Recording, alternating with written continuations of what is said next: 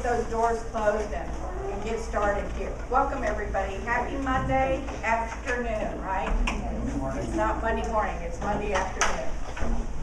Well, today we're going to talk about two areas once we go under contract that the agents are still having tremendous problems with. And when I say that, is you as the agent that's representing either a seller or a buyer, you better know what these amendments need to do, or you better understand these addenda that are added to the contract. Your failure not to explain it properly to your client is going to take money from your pocketbook, and I don't like that. That's not why we're here in the business. We're in the business to make money. I'm not going to apologize for that. That's our business. We are here so that we can help others facilitate these real estate transactions. But bottom line is you're supposed to keep your money, not give it away because you failed to do something. And that's what we're going to talk about a little bit more. It's still happening. There's not clarity by the agent, and we need that. If you're not real clear on something, can you explain it very well? No, typically when we explain it, we do more confusion than if we don't understand it. So that's what we want to go through today. And I welcome to all of those that are new now that we've got a few more in the room. Why don't you raise your hands? All of you that are new to the office.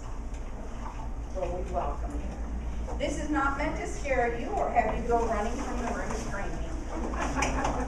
I believe that knowledge is power. I really do. And I can understand how you feel when you think, I don't know anything. I got my license, but I don't know anything. That's why you're always in training, or that you attend sessions that will boost your knowledge, because that's what we do every day. We learn something new. And as I told one agent earlier, if I haven't been dealt that situation before for one of the brokerage or the agents, then we all need to be worried, because it's something new, something we might not have experience with, knowing what outcomes can happen on similar type of situations. So the first thing we're going to do is try to get this done, but that's okay. Maybe it has to be turned on. Probably. Here you go. First thing we're going to talk about is something that is very concerning. The truck advisor that came out in August has everybody in a whirlwind, and it shouldn't. I've been telling you for years, we don't write contingency language. But I want to kind of bring clarity, because if you represent a seller and a buyer presents something, they really need to understand everything. And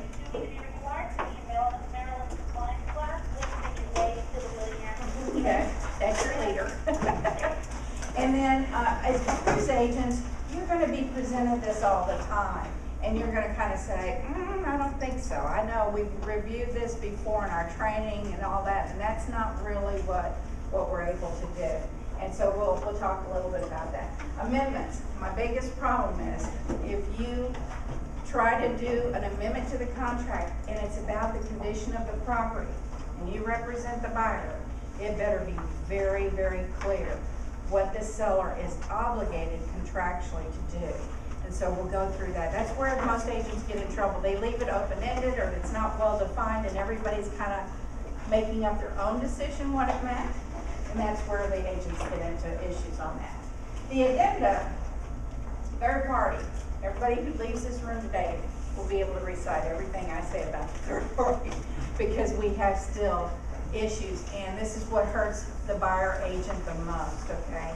And so that's why I don't, if I have to tell you every time I visit with you, that's fine. It's going to be something that you're not going to have to second guess, then it's going to come just very quickly. The addendum for sale of other property. We are seeing a lot of those still, and you really, as a buyer's agent, need to make sure the expectations for your buyers are real understood. And as a listing agent, we've had two situations in the past month where the listing agent didn't do the right thing, and so the buyer in the back of addendum for sale of other property was kind of caught in a bad position. So we want to make sure everybody understands what the buyer's rights are under that addenda, as well as the sellers. And then the last one is the addendum for property subject to mandatory membership. That affects almost 90-something% of all of our properties. They're all subject to some type of property owners association. And I want to make sure that everybody understands the risk for a buyer if they check certain boxes on this addendum, because it can cause them problems. And then the last one is the notice of buyer's termination. And I don't even know if that's on here. I think I gave it to her. Okay, there it is.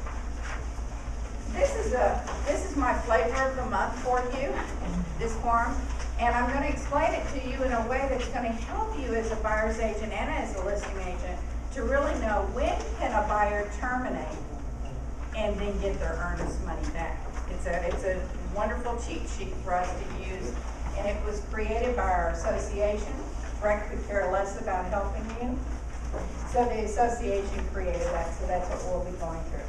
The first one is the appraisal language that we keep seeing added in the contract. This was what the Trek Advisor in August came out with.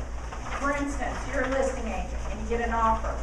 And in special provisions, it says buyer requires that the property appraise, otherwise the buyer can terminate the contract and get their earnest money back.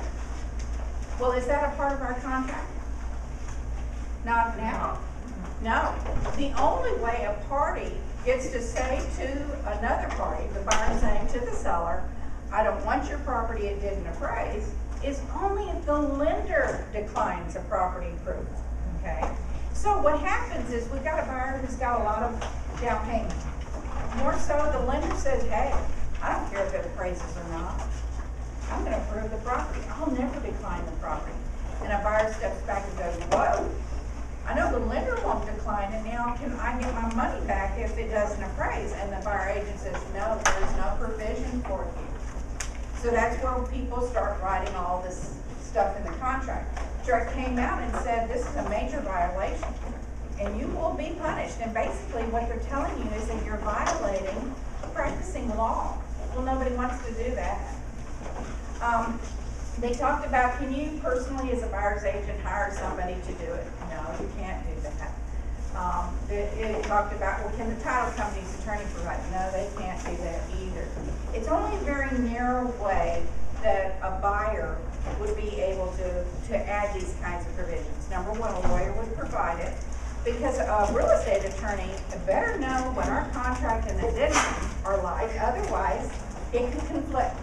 In the third party, it says that the lender gets to say it's approved or not, and then you've got something written in special provisions that says, no, the buyer gets to.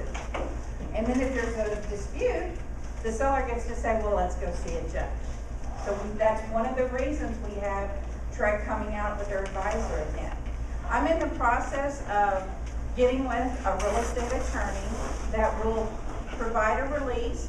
Your buyer, in the event that they have either a cash purchase or their lender has said, I won't decline the property if it doesn't appraise, they can use it, but it's very narrow. You can't just use it every transaction. And the buyer will have to acknowledge it and tell us that they have actually contacted and gotten that permission from the lender in writing, that the lender will not decline the property if it doesn't appraise. And that's the whole bit about it. So again, we're in the process of doing it. And the reason is because there is nothing that covers that in a contract now, or in the addenda that are attached to the contract. And Trek says you can do it under very narrow circumstances where the Trek promulgated form doesn't cover it. But it has to come from a real estate attorney. The buyer has to say, hey, I'm going to waive it, and I accept the language that's provided by the broker who hired a real estate attorney that has tested their language and knows what they're doing. Okay? And so there's just a different sort of set of circumstances. But if you're a listing agent and you got that, you're going to tell the seller, look, I'm not going to advise you to agree to this. This is something that's added. This is legal language that you could be subject to. But I am going to tell you, in third party, there's a conflict. So why would you agree to something that we know could already dispute and wind up in court? That's what your job is as a listing agent. We had a situation where, because of the people that are going out and doing all this training sessions, and they did a big huge e-blast, everybody saying, you know, you can't do this or blah, blah, blah. I wanted to make it very clear. Your broker is able to do it under very narrow circumstances, and that's what they were trying to let you know. But you can't do it as a buyer's agent, can't do it as a listing agent.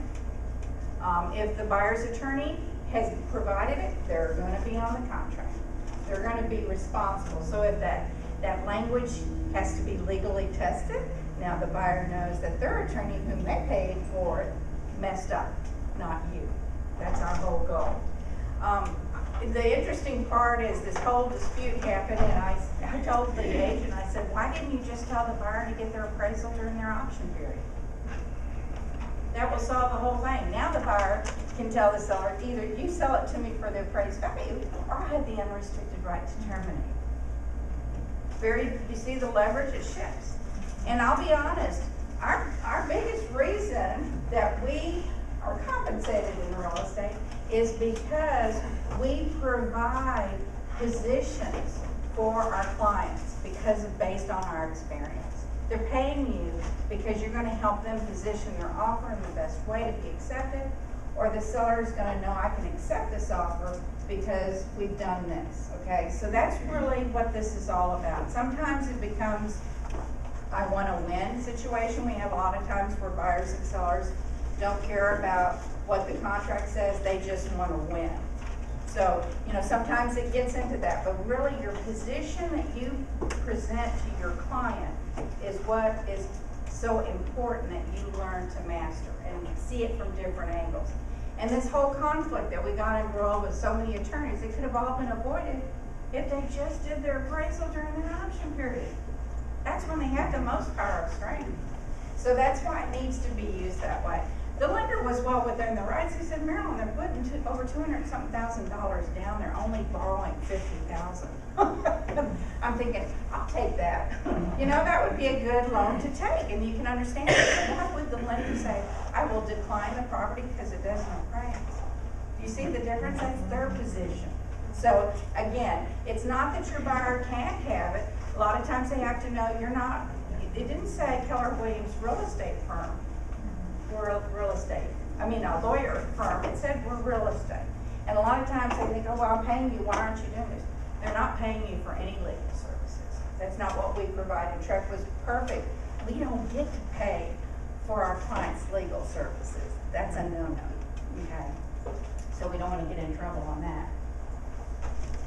Everybody is clear? So as a buyer's agent, when they ask you that, you're going to say, look, if you're worried about this, let's get a little bit longer option period so you can get this appraisal done now, and then you'll have a better negotiation power with the seller. Okay? Listing agents, you're going to advise the seller. No. It conflicts with third party. And cash, they're not governed by a lot of things, so the parties could agree, but most sellers are probably going to say, yeah, well, if you do it, I want it to be during the option period. I don't want it to go down to you getting an appraisal 2 days before closing. Makes sense, right? Seller's decision. Okay. Here's what happens on amendments. Everybody's happy. We've got an executed contract. The option period begins. And then the buyer decides to say, you know what? I don't believe one thing the seller presented to me in writing or tells me. I'm going to get my own inspection. So that's true. I would never want you to take the word of anybody, what they put in writing. A seller wants to sell their property, right? So a seller is not going to be probably as critical and discerning when they fill out the seller's disclosure. They might forget that the back bedroom windows don't come up, and then you never know what they're going to forget. Or that they have termite damage. Those kind of things happen all the time. So again, your buyer always needs to do their due diligence. They need to independently get all their inspections and then determine what is it that they were willing to accept, what they want to negotiate with the seller. That's where amendments come in. And typically, in our amendment, as everybody sees here, look at paragraph 2. Does it give you a lot of space? No. In my world, it'd be one line. Because the moment the agents have a client who says, I want the seller to do this, now that agent's not going to get any rest until it's done well. You know what I'm saying? And you're not the seller's representative, you're the buyer. So you're subject to what? Always asking, getting, making sure the buyer pays re-inspection, all that type of thing. So again, it's a very small space, and they did that because they found that there was just too many liberties the agents were taking in advising their buyers and sellers, and they were writing things they shouldn't be writing. My thing is, I really want clarity. If a buyer says, I want the seller to do this, if they can't fit that in this paragraph 2 area, then you're going to say, see attached repair exhibit, or exhibit 1, or attachment 1, whatever you're going to call it. And that would be a form that you're gonna create, because we don't have those forms. And then it would identify by point, by number, what the buyer is asking the seller to do. And most of the time, when we do those types of additional attachments or exhibits, we have actually a place where the parties get to initial each one. So it's like a line item, an accounting type of function. And then at the very bottom, even on that separate little page, even though we've attached it in the amendment, they usually have the buyer and seller even sign. Okay, so that all parties are not saying they didn't know where the attachment was, then that it got lost, that type of thing. That the parties really can say, I reviewed it, I agree to this, I don't agree to this, and I accept it. My problem is that a buyer says to a buyer agent, Marilyn, they had previous foundation work done. I'd like the seller to have the foundation company provide a report. Okay, well, sure, they can provide a report. Did you ask for anything to be done? No. Okay. Number one, I am going to tell you, any buyer on earth that would ask the seller to go to a vendor and get a report, it's self-serving for the seller, folks. It doesn't help your buyer. If your buyer wants to find out the real condition, they're going to get it done. They may ask the seller to pay for it, but that buyer is going to choose the company. They're the ones that are going to determine that report comes to them first, and they can share it with the seller. They can ask the seller to pay it, but this request to the seller to do a report means nothing to your buyer. You still have to come back and amend. What if that report said everything is horrible? Now you have the report, but the buyer never asked the seller to do anything, and now the seller says, the contract stands as written. You see the difference? When I say the contract stands as written, that means at that point in time, the parties don't have to say yes anymore. They can say no, no, no, and the parties are still contractually obligated. Buyers may have a provision to terminate if something else comes up, but bottom line, the parties have not negotiated for any condition of property. It was a report. So my choice would be that you ask for an extension of the option period so the buyer can hire those specialists to do the report and find out what those results are. Then still have the ability to negotiate with the seller during an option period. Getting reports doesn't do anything for your client. And for some odd reason, buyer's agents have been nailed with that in the last few months, big time. And the buyers have held the buyer agent at fault, not the seller. Okay? We had one where they asked for the seller to provide a roof report, because everybody's had to get new roofs, right?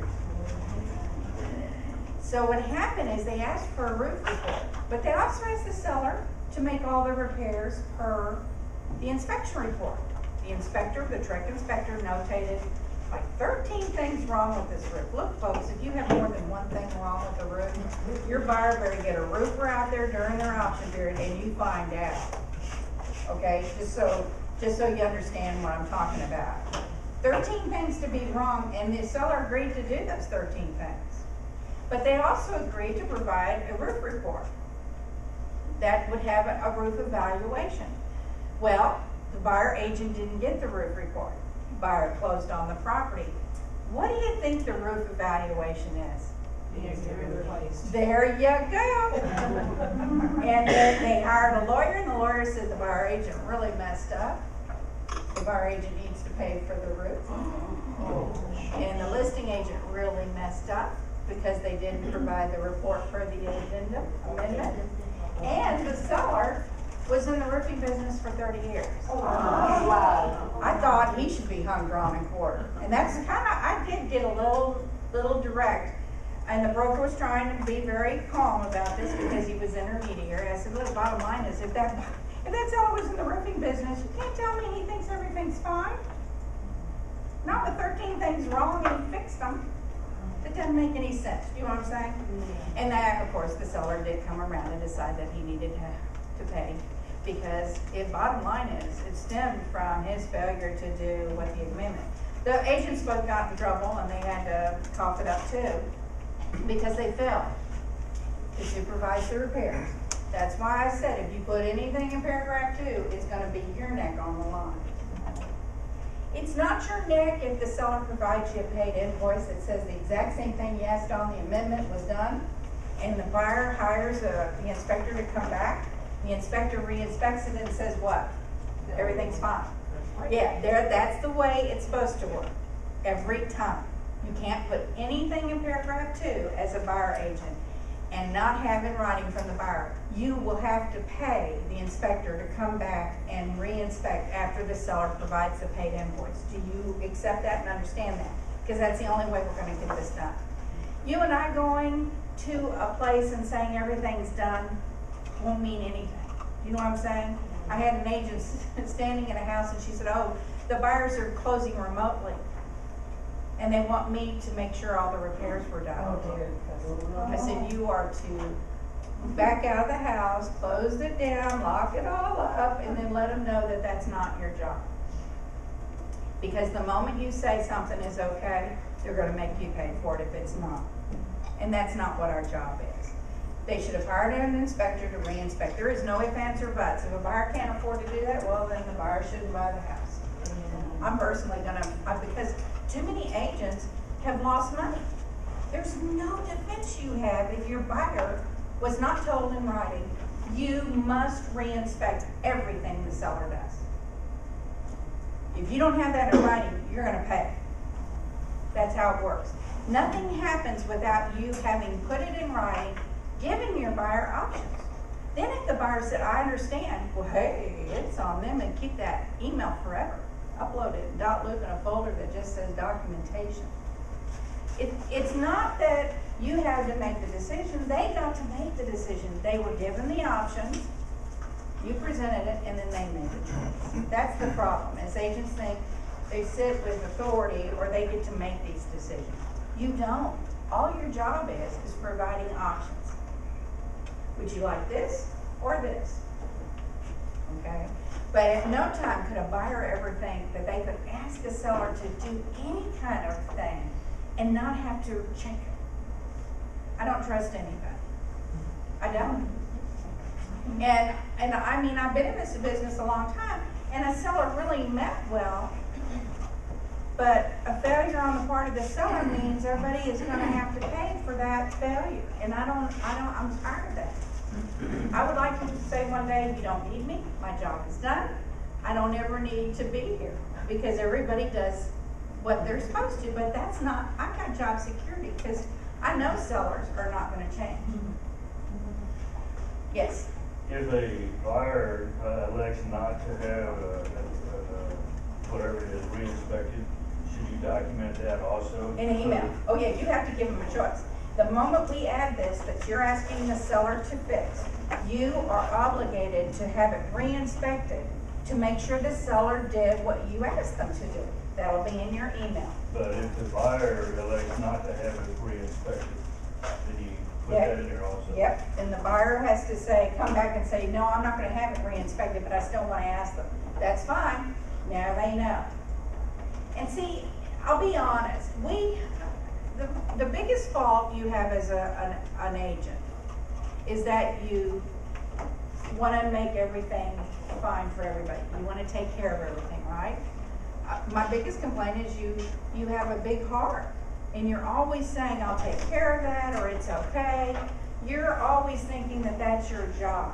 It's not. Your job is to find the property that's going to be the best suit for your client based on the needs they give you, and then facilitate the transaction, always giving them options.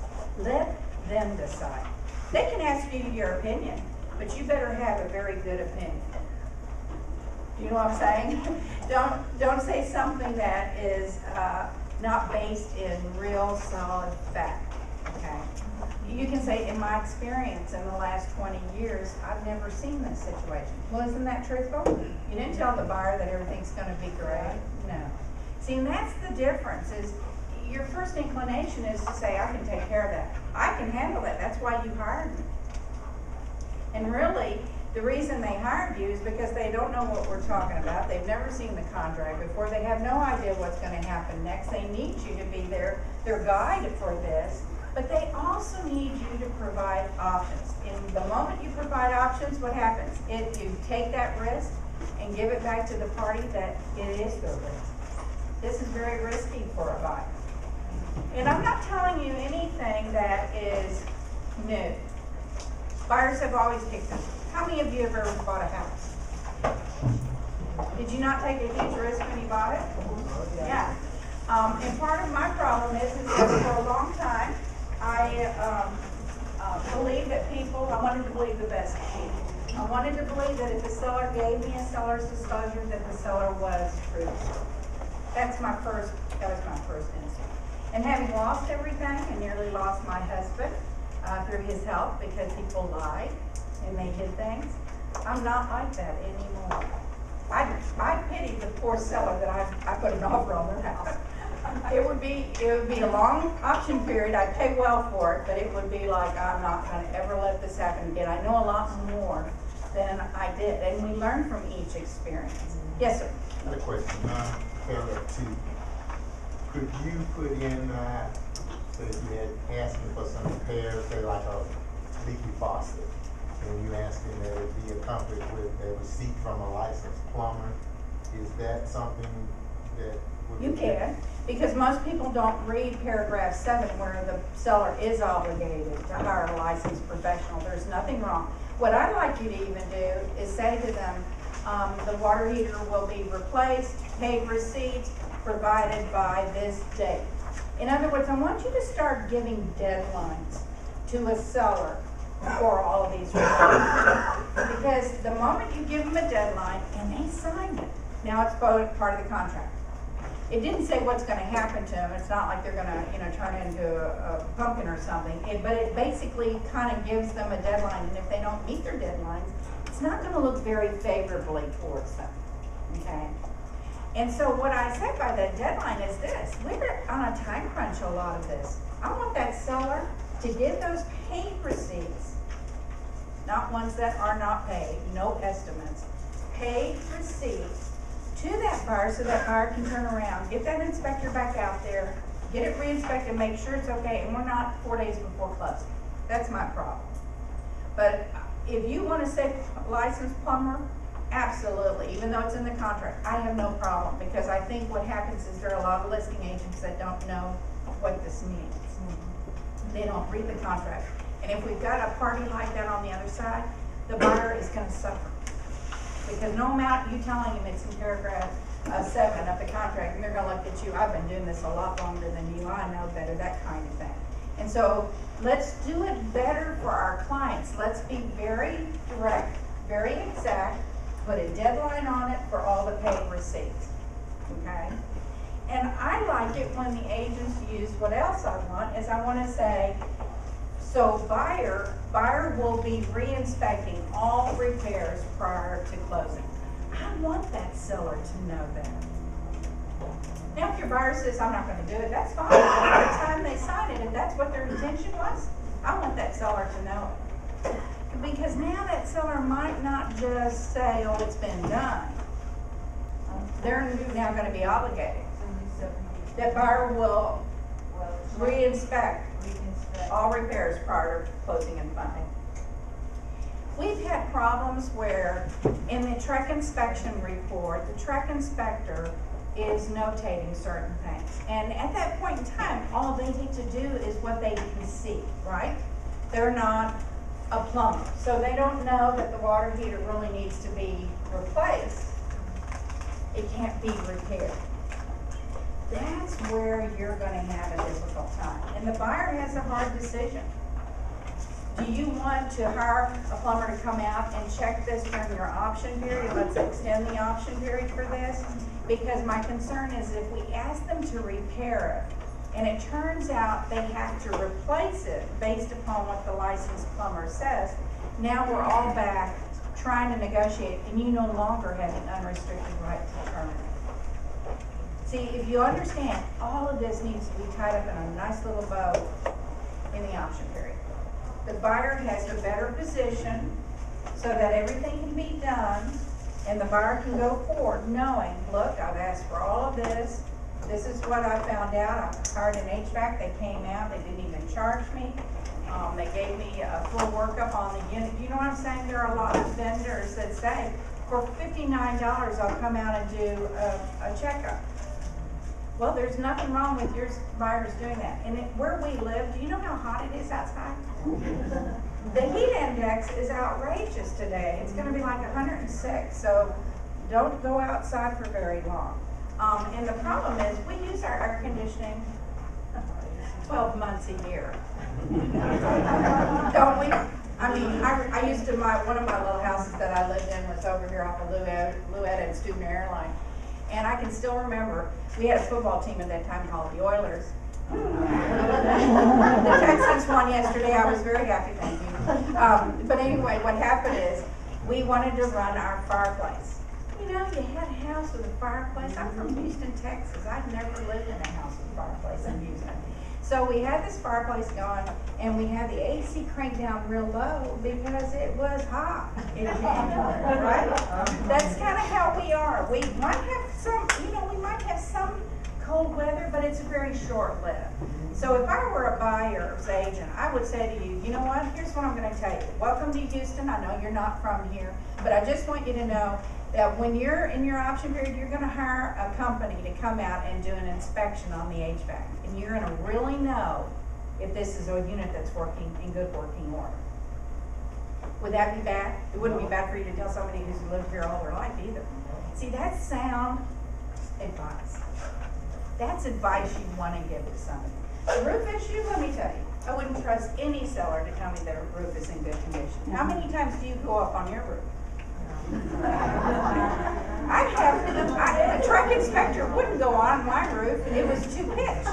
And their insurance wouldn't allow them to go up there. So I have to hire people who are in the roofing business to come and do it. Well, just recently, they didn't go up on my roof because it's risky. You know what they used? A drone. Oh, yeah. Wanted to really show me how bad the roof was.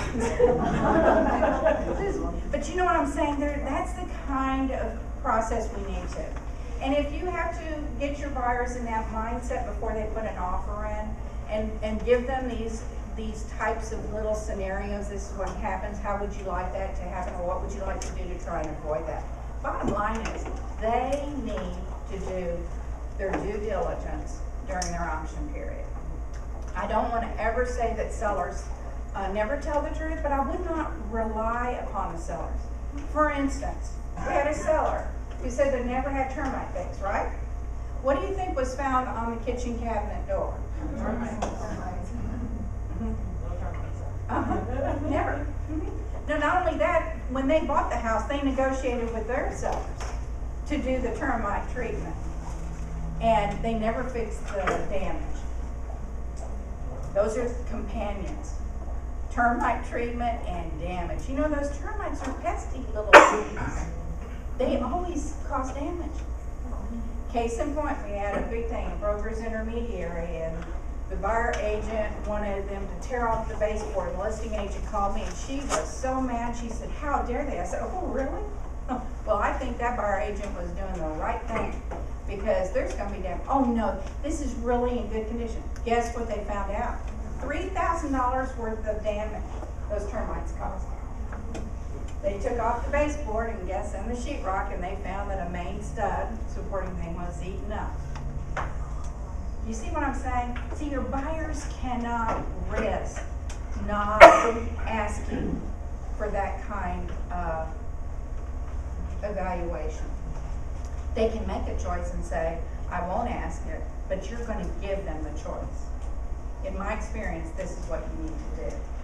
And the listing agent was trying to argue with me today, and she said, "Well, they don't have the money to do the damage repair. Is that okay?" I went, "No, that's not the contract that the buyer put in on the property. Did the buyer say, 'Oh, this whole wall could be okay and the stud's eaten up'?"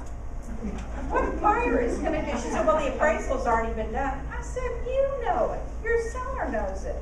The buyer knows it. Now the lender's going to know it." Because the buyer's going to be smart. They're going to tell the lender, "You're not going to believe what these people are trying to do to me." You know? That's how it works. So the amendment is very critical, but you better be prepared as a buyer's agent to position your buyer knowing the best outcome that they could have and be assured that they made a good decision going forward through their option period. Yes? What about the new homes? The new homes? Veronica and I just had that discussion. I don't trust the builders. Do you know how we have inspections on new construction because the biggest issue that I have found is they mismatch units with HVAC.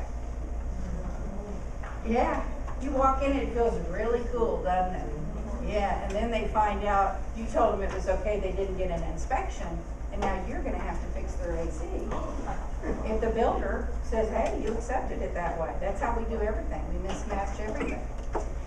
In new construction, you're not off the hook at all as a buyer. You have to do your due diligence because you're not an inspector as the agent, and neither is the buyer. They need to make sure that's all done. We have a lot of issues with new construction. Yes, ma'am. On, back to the pest inspection, the client, the buyer, inspection routine with the regular home inspection, they don't need to access some of termites, right? She says, if the buyer has a termite inspection during their option period, they don't have to ask it. It's on the seller's disclosure, section 3. The seller has to say, did I ever have termites? And did I ever have damage? The seller is obligated. It's on there, but they don't have to talk to them about termites, because you have inspection, and the report's gonna show. One person only, because I don't think everybody can hear you. The buyer can get a termite, yeah, but if the seller put on the seller's disclosure in section 3 that they didn't have it, and the truck inspector opens up the kitchen cabinet and finds the label on it, then, yeah, you can deal with it there, but I'm just saying, all my clients are pest inspectors. well, they should. Anyway. You live in Houston, Texas, and the surrounding area. That's needs to be done. You're right. And I'll tell you, we have wood destroying insects. Have anybody ever had carpenter ants? Yes. They're impossible to get rid of. You have to move. Termites, you just send them to your neighbors. See, they don't die from the treatment. They just go to your neighbor. That's why all your neighbors, the minute they see that house tinted, they all run for the hills. Because see, now that's where they're going. But wood destroying insects like carpenter ants, they're impossible. I know I had a 7-year battle with them. And I finally said, I'm either gonna set this house on fire and then they'll leave. Or I'm gonna find somebody who knows how to kill them and get rid of them. So again, it's one of those situations, if you're not a homeowner, you may not have been faced with some of these predicaments. And once you're a license holder, oh my word, every transaction you learn something new. You listen to the inspectors, you see how they evaluate the property, what they find, you learn. I went to every one of my inspections. For my seller, I usually was sitting in an area where they could get to me if they needed me. When I left that property, my seller wasn't gonna call me at dinner time and say, they left on the burners, or they left this on, you know what I'm saying? That, because that was my problem, is I didn't want the sellers to call me and be upset with the way the inspection might have gone, or the inspector left the property. We had one where in the middle of summertime, they turned on the fireplace and burned up the HVAC. And because we all record everything and we know who's been in the property and who had that kind of thing, and what happened is, on this one wall, they had multiple light switches, right? And anybody ever been in a house and they had all these things? And they weren't labeled, obviously. And the last one turned on the fireplace. And somebody did it. And must not have known. I blame the inspector, because he was the only one I know that was over there working all of the, turning lights on and stuff like that. So that was my reason as a listing agent. Was I a nuisance? I didn't ask a question. I was quiet as could be. They would always come find me. Marilyn, do you know what this switch does? I have no idea, but let me call the seller. Sure enough, they would tell me what it was. If you've got a seller who doesn't know their switches, I'd recommend they take them off. You know what I'm saying? That's the best way for us to make sure nobody does anything like that. Or labeled it? Mine are all labeled because I'm an idiot. Because I'm not home very much. You don't even forget these things? No, actually, I bought a property in 1992 in Texas, I went past that stairwell to get to my bedroom every day, multiple times, and there was 4 switches. And one day, my husband, this before I became an agent, one day my husband says, oh, the hot tub doesn't work anymore. Man, I imploded. I said, I can't believe this. It's not even a year old, all this kind of stuff, right? So I called the electrician out. He comes to the house, I have to pay him big bucks because he came to the house. He goes right over, flips that switch on, and goes outside, and my hot tub works. So every since that day in 1993, I label everything. That way my guests, whoever buys the house next, they're all gonna know what every switch is for. And my daughter-in-law loves my little label maker. And so she is hyper about that, so she's made labels. We almost have labels on us. So again, sometimes that is helpful because, again, these are people who have hired a truck inspector to come into the home for what, 2 hours maybe? They're not going to be able to guess everything. And so, you know, sometimes it's helpful as a listing agent to kind of find out from the seller, is there anything that we need to know about, you know, how to make certain things work and those type of things. As a buyer's agent, I was always there. I didn't interfere because the truck inspectors knew their job, but I was listening. I was writing notes down, just so it kind of gave me a little bit more of a context and frame. And I had given my buyers homework the night before the inspection and said, you need to ask your inspector these things. Well, that was back before they changed what the inspectors are allowed to do. And the reason for that was we had appliances that were older than the home. They didn't have to tell you the age of the appliance. They didn't have to tell you the age of certain things. And as time went on, they found that that was more important, that they needed to let you know that while you bought a home that's 4 years old, your Gen Air is 27 years old. You know, you wouldn't know that, but they do. There's labels and things like that. So inspections are very important. Our role as an agent is not to interfere and say, oh, that inspector doesn't know what he's doing or whatever. It really is there to kind of listen and kind of gain information and more of an understanding of the process and what they go through and what they identify.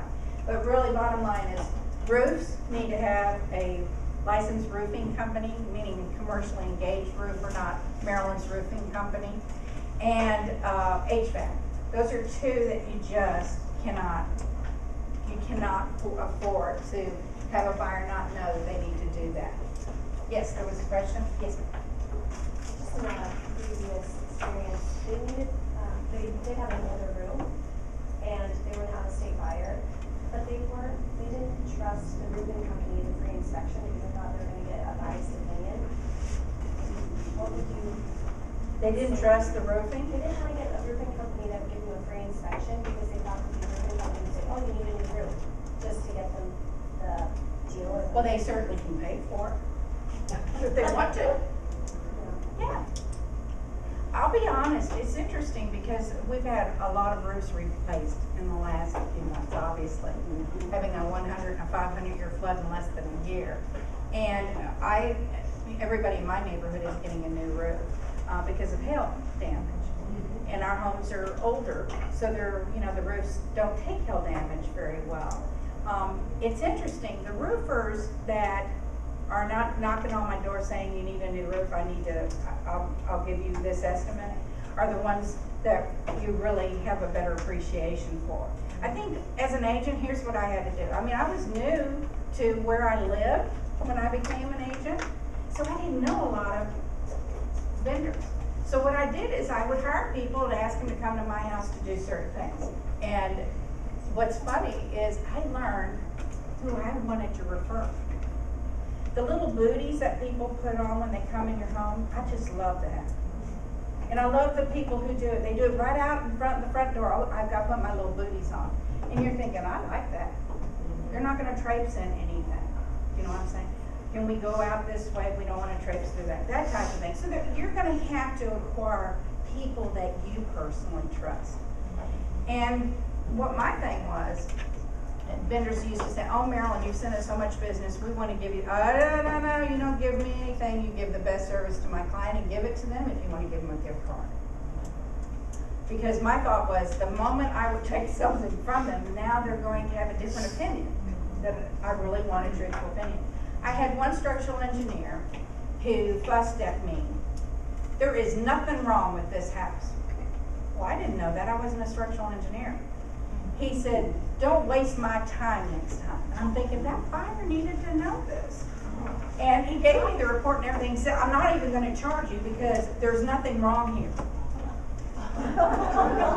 Okay.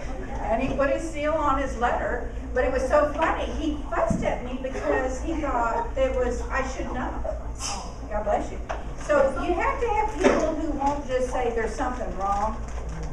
Like you said, I know how you feel when you take it somewhere like to get your car repaired. There's always going to be something wrong. Even though everything was fine all the way that you drove in for service, that kind of thing. But that's really what you need to do is create your own list of vendors. Get with people who've been in the business. That's where I started. I asked them, people who have been there the longest, I said, who do you use? I can tell you by the commercials and all the disputes that we've had in the Houston area, I probably know who to go to.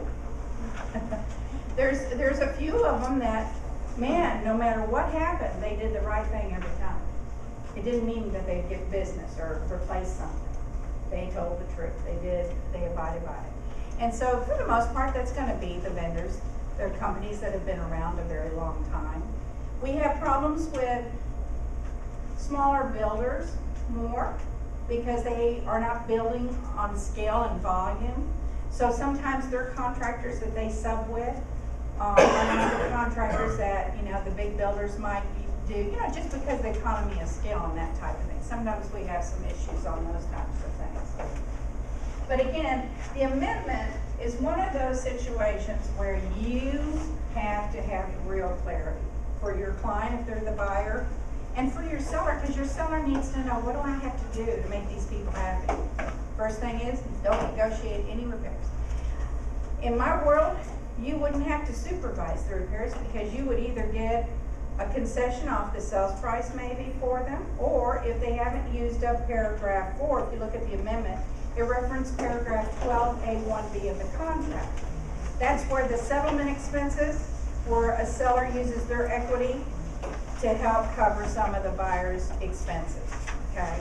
So if you haven't maxed out that figure, that would be the better place to put dollars going back to a buyer in lieu of repairs. We've had more lender required repairs since the TRID regulations. More, way more than we saw the previous 8 years. And that's because they're all scared that they will come under this Consumer Protection Act if they fail to bring to the attention that this condition of property needs to be taken care of. Appraisers are more fearful of that. So they're kind of acting out of being very conservative and cautious about it. And so that's what happens a lot of times. The appraiser could come out and say, this is a lender required repair. If that is the case, and the parties are going to negotiate, you're going to use paragraph 5 of the contract amendment, because it says the cost of lender required repairs and treatment as itemized on the attached list. In other words, the appraiser has given the lender, these are the required repairs for this property to be approved. The lender gives the attached list to usually the buyer's agent. The buyer drafts an amendment coming back to the seller, and the party starts to negotiate. Notice how it has where either the seller can contribute or the buyer, right? And that's because per our contract, paragraph 7, no seller has to make the repairs. Okay? So in other words, they don't want the seller to feel like they have to do something. This is a negotiable item. Buyers usually find out if the buyer doesn't get what they want and the seller says, I can't do that repair, I can't do that and give you the concession I gave you in 12A1B and those type of things, the buyer does have the ability to terminate and get their earnest money back. Okay, so if the parties can't come to an agreement, the problem for the seller is they're going to have to make that repair anyway. You know what I'm saying? So as a listing agent, you better put that position into play so that your seller really understands. It's not something you can just ignore. I know it's slow. Well, it is. It's a material fact. So they're not gonna be able to say, oh, I've got a backup contract and they're willing to accept it. No, that's not the case. There has to be full disclosure on that type of thing. Yes, ma'am? Yeah, that's the same thing I'm actually going through with. Even though the buyer was agreeing with, like buying the house as it is, but landlord came back and said, no, it has to be repaired. Right. And so we waited for like a month and a half, the seller went back and forth trying to decide if we should fix it, and she kept sending the contract, the amendment, one after now, that they finally completed. Right. And again, sometimes the sellers just don't understand that. And really, I blame the listing agent. There are some sellers who won't listen to good advice. I understand that too. But a lot of times, the listing agent kind of has a position, well, that's okay, we've got a backup contract, or we'll get another buyer, kind of thing, rather than looking at it from the basis of, this is gonna happen no matter what. This doesn't go away. It's kind of like that listing agent that was upset that they had thousands of dollars of damage and they wanted to not repair it. They were gonna do the termite treatment, but not repair all the damage. You can't leave a wall open and studs eaten up. It just didn't make sense. And she said, well, the seller doesn't have the money. Well, I understand that, but that's not right. Everybody has to be willing to accept certain things. No property is perfect, even new construction. So just, remember that. But a seller's reality check is really what the listing agent needs to present. And not in a bad way, but in a truthful way. Much like you do when you take a listing agreement. If you see that there is wood rot, and even though you're not a wood rot specialist, a lot of us kind of can look up and see wood rot on siding and those things. You know that it can't go FHA and VA unless the seller does what? Fixes it. So there they cut out most of the market, right? So that's the hard job from the very beginning as a listing agent. So if you do your job in the right way from the very beginning, it won't be as difficult for you when it comes down to the condition of the property. The other thing is, it's interesting, paragraph 7 says, buyer waives the unrestricted right to terminate the contract for which the option fee is paid. That is probably the most neglected checkbox on an amendment, okay? Now, I can understand as a buyer's agent, the buyer said, oh, we've negotiated, we've got 3 more days left on our option, but I'm not gonna waive it. I can understand a buyer's position. I cannot understand a listing agent's position not to say to the seller, do you want this seller to make a hard commitment to you now and waive the rest of the option period? You know what I'm saying? And I don't think listing agents do that enough, because I don't see it. It's not like the most neglected part of the amendment. And a seller gets to make a decision. Marilyn, it's okay. I'll agree to all of this, and if they still walk away in 3 days, it's okay. I'm still gonna have to fix it. Very few sellers are that way. I just want you to know that's not usually the case. Sellers are not that agreeable. No, but sometimes I don't even know this seller is actually the listing agent is not being responsive. Because sometimes I feel like maybe they're not even communicating with the seller at all.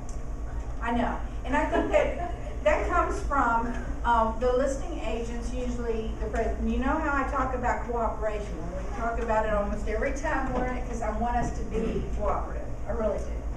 And here's what happens. You're a buyer's agent and the listing agent says, well, how many properties have you sold? Well, when that's the first thing out of their mouth and saying, thank you for your buyer's offer. You know what I'm saying?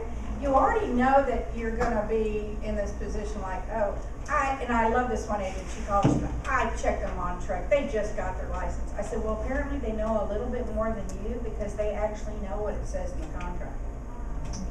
They were trying to say that the option period, a certain thing, well, it was in black and white in the contract. The listing agent didn't understand what it was. Not this agent who just got their license. So it doesn't work. I think what happens is the listing agent answers too fast.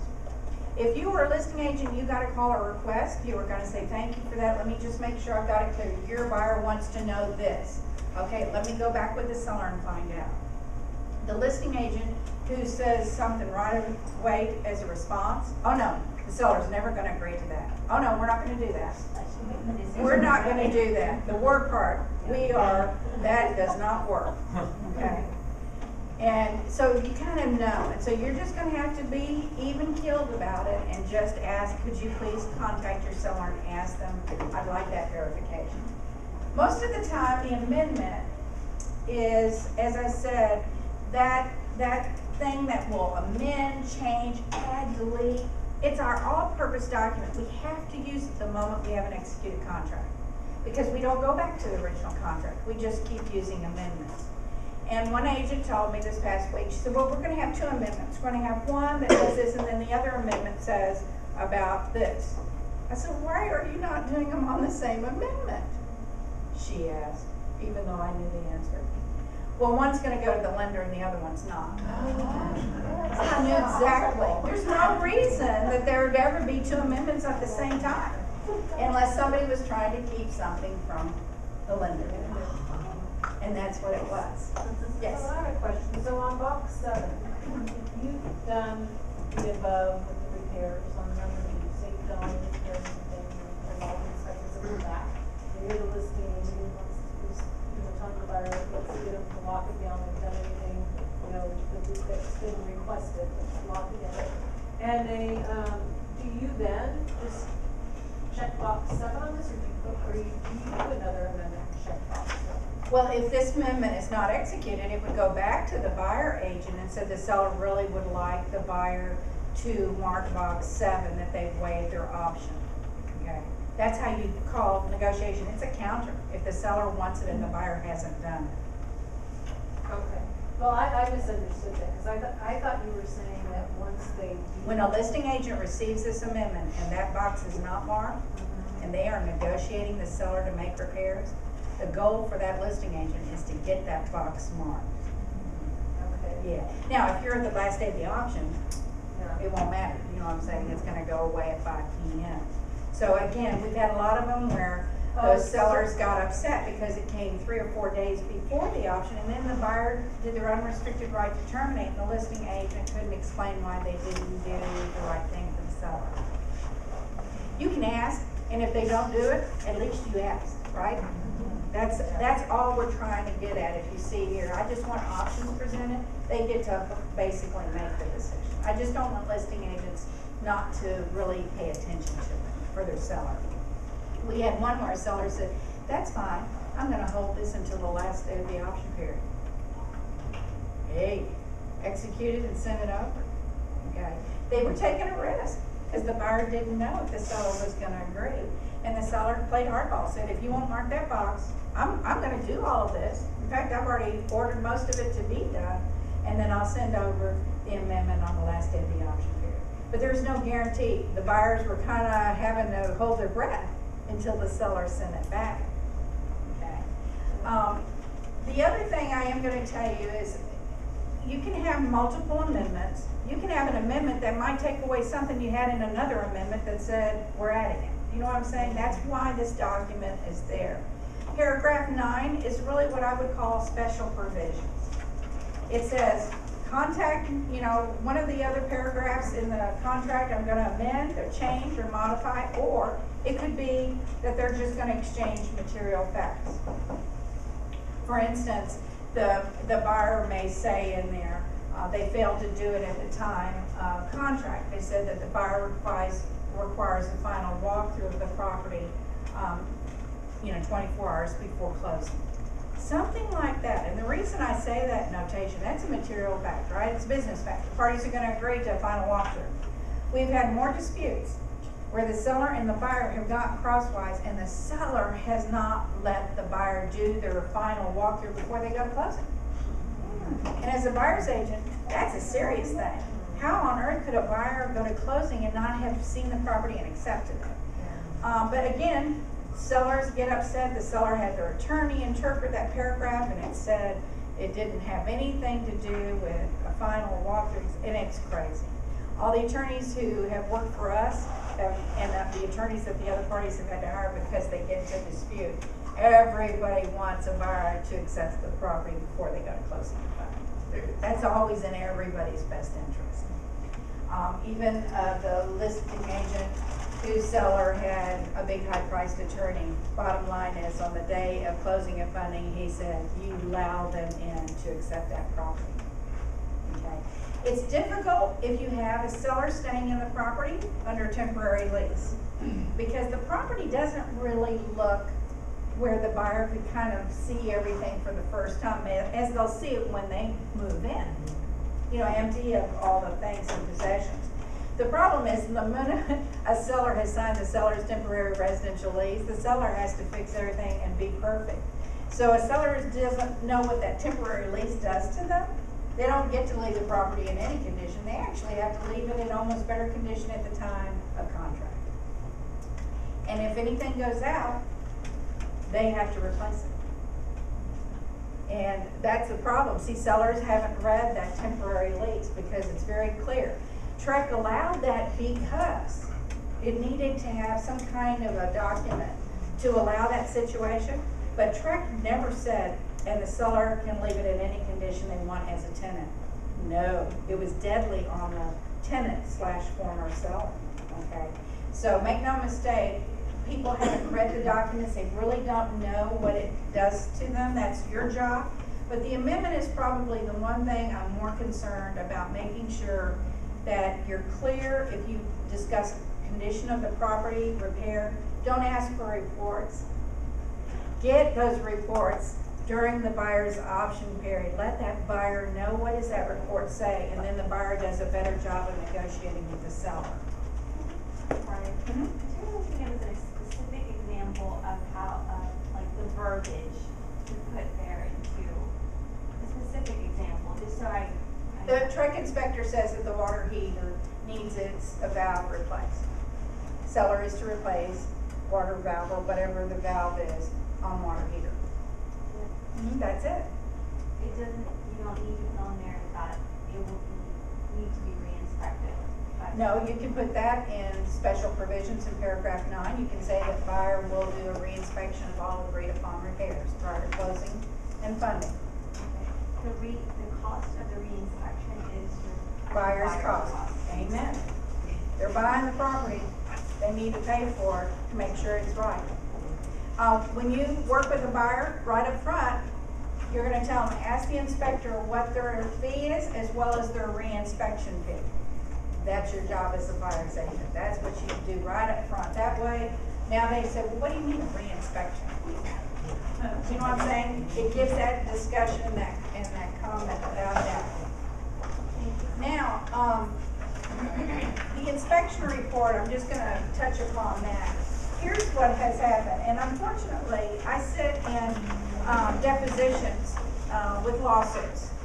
Buyer's agents are usually sued by their buyers because the buyers thinks that the buyer's agent could have done a better job, okay? Here's what I am going to tell you the biggest issue is. The Trek inspector does their report. It's a standardized report. Their industry wants them to protect themselves. So in it, a lot of times they're going to say a professional HVAC, licensed HVAC needs to be done, or a professional roofer, or they're going to say a plumber. Whatever they notate, you are going to advise the buyer to do. The buyer gets to have the option and say, no, I don't want that, I don't think I need that, blah, blah, blah, that kind of thing. But don't disregard those notations. The buyer's agents that have really not fared well with some of these lawsuits is they kind of glossed over the inspection report. They really didn't review it. First-time home buyers are really real sensitive about this. They've never seen an inspection report before. They've never bought a house. And they're looking to you to tell them what it is. And instead of you telling them what's important for them to ask for, it's important for you to review it. First thing, we're going to go down everything that was inspected. Yes, now the notation by the inspector, they said, oh, this condition needs to be addressed. Do you want the seller to do that? Now, as a buyer's agent, that's not going to be quick, just so you're prepared. You're not going to do a cursory look. We had one that said they missed that. Yeah, well, that miss cost them a bundle. And it was an innocent mistake, and they missed it. And so it was never brought to the buyer's attention, other than the buyer reading the report. Well, I don't know about you, but if agents don't read, how can you expect the buyer to have read it in such detail? Do you know what I'm saying? So that's why you really want to be real careful about making sure it was inspected, might be in need of repair, or this condition exists, and they weren't able to determine. That's a lot of truck inspectors, they can only do so much, and they will advise that. So my goal is that you make sure that you are purposeful about the inspection. You're not gonna ever say, the truck inspector said it was important for you to get that, but I don't think it is. Don't ever state anything contrary to what the inspector writes. If that's on them, don't make it on you, okay? It is important. Now, a buyer gets to make the decisions too. So that's the whole element. They're gonna have to make that decision. But don't not review it. If you reviewed by phone, okay, you did it over the cell phone, or you did FaceTime, whatever you wanna do, follow up with an email saying, thank you for taking the time. I know it took a lot of time, but we really needed to go through with this. I think I know what you're willing to ask for. I'm gonna summarize this and prepare an amendment for your signature. Please make sure you review it very carefully before you sign. You know what I'm saying? That's an easy way for you to verify, I did go through the report, I know what you asked me to do, and I'm going to do this, okay? And to be real honest, the thing about it, you did go through it. But if we don't have that little bit of an email kind of confirming it, the other party, it's real easy on the stand for them to say you never did it. Because now there's nothing in writing that can refute that, okay? And my goal is, I know you did it, I just need you to make sure, you don't think enough of yourself. I get to say this because I don't represent your clients, right? I don't have a fiduciary in your clients. But you don't do enough to help yourself. You're worried, and I understand our first priority is our clients. But that helps your client the most, believe it or not, when you confirm everything in writing. As I told you about the text, I tell you over and over, you can't text unless you confirm what was done. It has proven in every lawsuit, unfortunately, in the last 7 years, that somebody has text. That text message that came from the agent to the party and back to the agent was misunderstood by both parties. And that's a hard lesson to learn as an agent. You're thinking you got the response. They thought they were responding to this. You know what I'm saying? There just wasn't clarity. And sometimes we're very brief on the text, or you'll think, or the autocorrect drives me crazy. I mean, and some of the words that it autocorrects to, you're going, how can they pull that out? It's not even a word I've ever used, much less the fact. So you can see how there's that element of, could be a little bit of confusion. And I just want you to make sure it helps you, but it also helps your client. Because we've got an email back, no, that's not what I meant. What a godsend that we got that before everybody executed the amendment. Okay, so just remember, we need to do that. But the inspection report is very important for you to make sure you have reviewed it with your buyer, the buyer has options, and this is what the buyer chose, and get it in an email. Yes, ma'am? I still don't understand. You give them an inspection report, and they say, and they sign that they received the inspection report and reviewed it. How does that come back on you, even if you have this? You have a fiduciary duty to review everything with your client, period. So you must review it. It's not like you're saying that it's not a valid inspection. Right. You must review it with them. And then tell them, do you want to ask the seller for this or not? That's what the purpose of the amendment is. Okay. Yeah. You don't get off the hook, oh, they got it, they read it. No. Well, I'm not saying that. No, I'm just it saying, is- even if you, I'm saying if you missed like one of the comments on there or something. or Right. Because you know how when you're talking and you're looking at something and then you go on to the next thing. and Yeah, maybe do everything in something writing, that's the best way. Yeah. Like I said, when you send back a confirmation, you review it. It's not easy, nobody can review an inspection report on a handheld device. Okay, does everybody understand that? I don't care how good your vision is, you can't do it. I'd hate to tell you how, and I've been doing this a long time, and in the lawsuit, the minute we get sued, I pull all the documents again, and I look at it as though I was the agent for the first time. And when I point it all out to the attorneys, what we failed to do, they're going, oh my God, how did you catch all that? I said, I read it. That's what I'm saying. So you have to do it. Sometimes it takes multiple eyes. You can even say to your buyer, now I have reviewed it. I saw the inspector's summary. Some inspectors put a great little summary.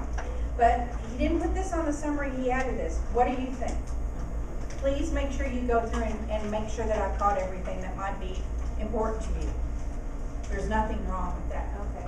Yeah. I just, yeah, that's just. Yeah, it's just good confirmation on your part. It's not that you could miss something. Tell them you need to look at it and make sure I've caught everything that we've talked about or that you feel is important from your report. That's all I need you to do. I just don't want people trying to take money from you. Supervising repairs, again, my goal would be that you don't do it. As a listing agent, you are the first line of defense. If your seller says, I'm gonna do these repairs, your job just became 10 times harder. Because now you have to hound the seller to get those paid receipts. And if you see that they didn't pay a receipt to a licensed person who's either commercially engaged or required to have a license to do something, you're gonna put up a stop sign and say, nope, this won't work. I told you before, can't hire your friend or your nephew, Joe. You've got to hire somebody who can give their license number on that HVAC, okay? That's the way it goes. And that's your job as a listing agent, and that's really hard. Because we've had too many listing agents say, oh, we'll be there at closing. No. I want them there at least, I want the buyer to have them at least 7 days prior to closing, minimum, okay? That's the best way for if your seller negotiates it. Yes, ma'am? If the seller decides to, instead give money to the buyer for inspection, for the repairs, would that go to, on a report? It goes either in paragraph 1, which I said earlier, they're gonna reduce the sales price, or if the buyer has not maxed out the contribution a seller can make to them, in paragraph 12A1B, which is paragraph 4 of the amendment. Okay. That's how it would be. The other thing is, because of the threshold that the lenders have, the lenders won't just allow a blanket credit from a seller back to a buyer. They won't. In some instances, they won't. In other words, say for instance, they've maxed out the closing costs that a seller can give to a buyer. That's usually because the lender says no, because the buyer has to have more in the game than the seller. Okay, so sometimes that's the issue that happens. But in some areas, when they maybe have given them as much as they can in buyer's closing costs, the lender still feels comfortable. They say, well, they can give them a credit at closing and funding. And that credit will be used as a credit, a blanket credit, rather than going back to their settlement expenses, okay? So it really depends by transaction. That's kind of why you have to kind of watch that. And kind of, to me, if I were a listing agent, I would interview the lender and I'd ask all those questions up front. You know what I'm saying? Even though the seller is who I would represent, I want to know that from the lender. How do you feel about this? Because bottom line is, you have still not allowed the options to expire during the Monday through Friday work week, and those options expire on the weekend when nobody is available to get a response. So that's my thing, is get as much as you can from the lender up front. I think that's the best way to go. Now, again, supervising repairs, you're never in a win-win situation as a buyer, agent, or listing agent. You're just not. You're gonna lose every time. Did you have a question? Yes, ma'am. Real quick, if there is no option money transferred to the seller, if it was pretty much waived, what do you need to see for compliance? Well, if it's in the contract in paragraph 23 that the buyer was going to ask for a 5-day, 10-day option and an option fee. There is no option, there is no option fee. Yeah. If there is no option in paragraph 23, then you can just send it back and say there was no option. Okay. Most of the time, we see that the parties negotiated, and then somehow between the agents, they said, no, we're not gonna do that, we're just gonna let that go. We don't know that unless you give us that notation. Your job as the buyer's agent is to make sure that you have the option fee receipted and the earnest money receipted. Not copies of the check, receipted. Okay, that proves that you gave it per the contract, and that's the big thing. The other thing I think is so funny is paragraph 23 changed. And it changed because it actually put a time element. On the last day of the option, if the buyer has not provided written notice to the seller by 5 p.m., the option ceases. Well, most agents now think they have to deliver the option fee by 5 p.m. within 3 days of the executed contract. No. they can deliver that option fee at 5:05, 6, or wherever the listing agent is to sign for it. Okay, so just that, it's not to the receipt of the option fee, it is the buyer's requirements per the contract to provide notice to the seller by 5 p.m. or they've lost the unrestricted right to terminate. That's all it is. Okay, now we're gonna look at the third-party financing addendum. How many have ever seen this addendum before? It's almost always on our contracts, unless you've got a cash contract, you're gonna have these, okay?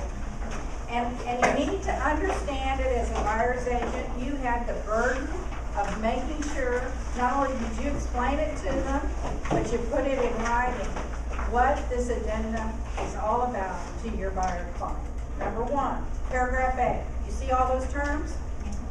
The buyer is gonna tell the seller, look, if I don't get these terms that are in paragraph A, and it's within those number of days in B1 that we'll get to on the next page, I get to terminate the contract and get my earnest money back.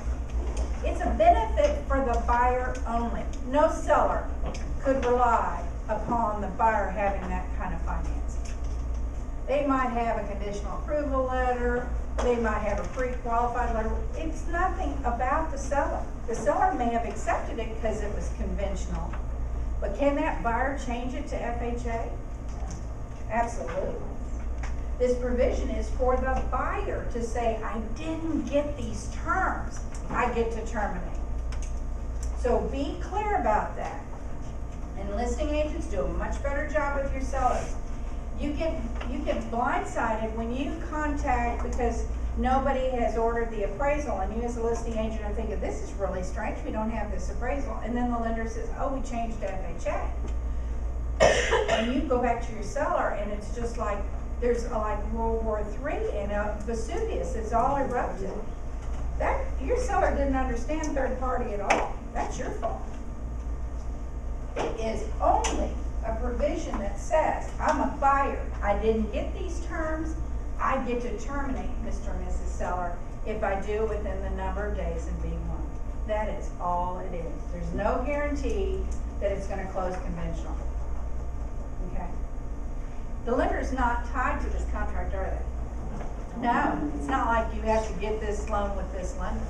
It's terms that the buyer says to a seller, look, if I don't get them, I get to terminate if I do it within a number of days. So paragraph A goes away. When does it go away? Once the number of days passes in B1, it goes away. Paragraph A is poof, it disappears.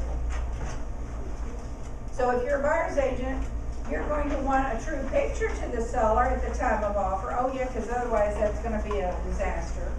But it doesn't mean that this buyer couldn't change the type of financing. The only problem for the buyer, say the buyer changed from conventional that they had on the original third party, they've been visiting with the lender and the lender said, let's go FHA, I think it'll be better for you. And the buyer says, let's go FHA, and then the buyer says, oh, I didn't get the terms I wanted. I want to terminate. Could they terminate if they had conventional on this third party? If they decided FHA? No, they have no provision to terminate because they didn't get the terms for FHA. They'd only be able to terminate if they didn't get the terms for conventional. And once the lender has dealt their hand and told the listing agent, oh, they switched financing, it's over for the buyer. Kind of paragraph A will kind of disappear. Okay. So again, remember this, paragraph A is only there for the buyer. There's no guarantee to the seller that that's the financing. And that's a problem for your seller, isn't it? Yeah. Because if the seller says, I don't want any FHA appraisal on my property, I don't want a VA appraisal on my property, the seller doesn't get that. That's not what this addendum is about. Yes, ma'am? Marilyn, will you share with them if, for instance, if Tony had a buyer and switched from FHA to conventional, explain what Tony needs to do to let that listing agent know? I mean, is it? Well, here's the problem. Most buyer's agents are going to say, we need to present this information. It can Right. impact your contract, but we need to present this. Or would you like to be able to terminate, since you have 12 more days left on third party, number of days, would you like to do an amendment so the seller now recognizes we have terms under FHA that we would like to have addressed? And that's what you would do. You would do an amendment, and it'd go in paragraph 9, okay? The problem is, a lot of times we have it where the buyer says, don't tell the seller I'm changing FHA, it's none of his business. And you're gonna say, oh, Mr. and Miss Yes. Buyer, it is very much the seller's business. Number one, there are non-allowables that a seller must pay. You're not allowed to pay. Number two, that appraiser is gonna come to that property and do an FHA appraisal. You know that, but the seller's thinking it'll be conventional. Right. How would you feel if it were done to you? You know what I'm saying? Yeah, that's what I'm saying. It's not that the contract doesn't stand as written and wouldn't go forward. That's not about it. It's really about being fair and honest to all parties. Right. And the worst thing I hate is the listing agent called me and said, oh, you're not gonna believe this. I just called to ask them about when the appraisal was gonna be done, and then I found out it was an FHA appraisal. My seller is livid. Well, the seller can be livid, but unfortunately, I don't know anything per the contract that a seller could say to a buyer, I won't allow FHA, except when they get an offer with FHA, they decline. They don't have a contract. You see the difference? That's when the seller is in control. What the parties do on the other side, if you have no knowledge of it, they can't blame you. It's not your fault. And most lenders are cagey now. They don't want to lose their license and they don't want to be fined. So they don't say very much anymore. They definitely don't lie for the buyers. That has changed.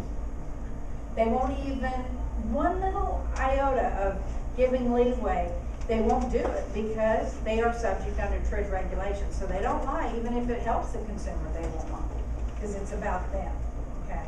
So just remember, paragraph A is no guarantee to the seller. So if the seller says, you know, I don't want to accept any FHA, well, that's fine. It should have been an MLS, no FHA, no VA, whatever they want to say no, it's cash only. Whatever they want, type of financing. Otherwise, they're going to be subject to it, and that's where the seller really needs to understand paragraph A much better. If you look at paragraph B1, this has caused a lot of problems. B1 is only for buyer approval. What does that mean? Individually approved. If the buyer, 4 days before closing, is told, oh, your ratios are all out of whack, you went out and bought a car last night, you can't qualify, and this number of days has already passed, it disappears just like paragraph A. Paragraph A and B1 will disappear the moment those number of days have passed. If you look at the amendment, there is a provision in paragraph 8, where the notice, where the buyer can ask the seller, I want more time than my number of days I put in originally in third party. I want until September 30. So they actually put a date on the amendment, asking for more time from the seller to have the provision to terminate if the event that they're not individually approved. B1 is critical from a buyer's agent. You have to have minimally 3 emails in your possession prior to this number of days passing. No ifs, ands, or buts. First one is going to be the moment you got the contract executed. You better give them all the timelines. Number 2, probably 5 or 7 days before that number of days passes, you are going to send another email to the lender and to the buyers and say, please remember, if you're not individually approved and we go past this date, you will not be able to get your earnest money back or could be in default of the contract. And then right before, if you still haven't gotten a response, a couple of days before those number of days, you're going to do it again. So 3 emails minimally. And the problem I have is that it's in the contract, but buyers don't know how to pluck out and apply those number of days. Most agents don't even know how to count them. All dates begin when? The day after execution. If I turn to page 8 on a 1 to 4 family and I don't see an executed date, what do you think that happens? No No, it's an executed, it's a contract between the parties. Now the two agents are gonna be in a world of hurt. It cost one agent $14,000 because it was taken to court because she failed to put the executed date. Both agents were in trouble, but the one agent who represented, who had the contract last, was the one who made the mistake. Does everybody understand what you are to do if you are the agent that has it last? Do you know what it means by the agent that has it last? Okay, let me explain that. The parties have negotiated back and forth. Your party is the last to either initial or maybe sign the contract, right? So once that happens, you as the agent that has it last, you have to provide notice of acceptance to the other party. And here's how it works. It's not 10 o'clock at night after bedtime. That doesn't work, folks. You're not going to call up the other agent and get a consensus on the executed date. They're already asleep. Okay? So most likely it's going to happen the next day, right? You're going to provide notice of acceptance. You're going to let the other agent know, I have attached the executed contract by my client. I have placed the executed date for your acceptance. Is everything okay? You have proven to the other party because you've attached the executed contract. Okay? You were the agent that has it last. Where we get into trouble is when agents do it at 11 o'clock at night, 10 o'clock at night, and you open it up the next day, and now your buyer has already lost what? A day. That doesn't work, folks. Nope. It's an article that's written about notice of acceptance. We know it from the time that we took contracts, what it meant. You can't be an agent that holds it and lets the other party guess that it was executed. You have to prove it. Okay? Here's what happens to you. The agent has it last, and here's the executed contract, and congratulations, I'll send it to the title company or whatever. And you open it up, and you look at it, and it doesn't have an executed date. What do? You execute it, call the other agent back and said, oh, you failed to execute it. I did execute it with today's date, and I've sent you a copy. No ifs, ands, or buts. Nothing goes to the title company without an executed date. You can't get it from another agent, nor can you give it and not have an executed date on it, okay? Be very clear on that. That will cause you a lot of problems. While the parties have a binding contract, who's gonna say go? That date says go. And the agent, since it says you're the only ones who put the date there, y'all should have done a better job. It really causes our problems. And I love it when we send it back. Please send us the executed copy. We really think you have it somewhere. You just haven't done it. So don't go in the back room and do it. And then send it back. It better be an official copy. I get that a lot with lead-based paint addendums too. The buyer failed to mark the box, next thing you know, it's marked. You know, that's what, you know what I'm saying? There's just some things that you're just that are gonna have a little doubt that it was actually done by the right party. So just make sure that that's what it is. Yes, ma'am. On the executed date, usually it's like a seller sign, when they agree to the offer and everything on the contract, they sign it. And I thought they were one that put that date on. No, only the agents. Yeah, that's what I meant on their side. They have to provide notice of acceptance to the other party. They can't just do it over here and have the seller being the last person to sign. Seller signs and then the listing agent executes it and then doesn't provide the notice. That's the problem for listing agents, if they're the last ones to hold it. One buyer agent told me they had to hunt down the listing agent. They had it for 4 days. That doesn't even make sense. You know what I'm saying? If somebody says we have an executed contract, I'm gonna say, really? I don't see it. You know what I'm saying? You have to have proof of that. Your buyer would need proof. Your seller would need proof.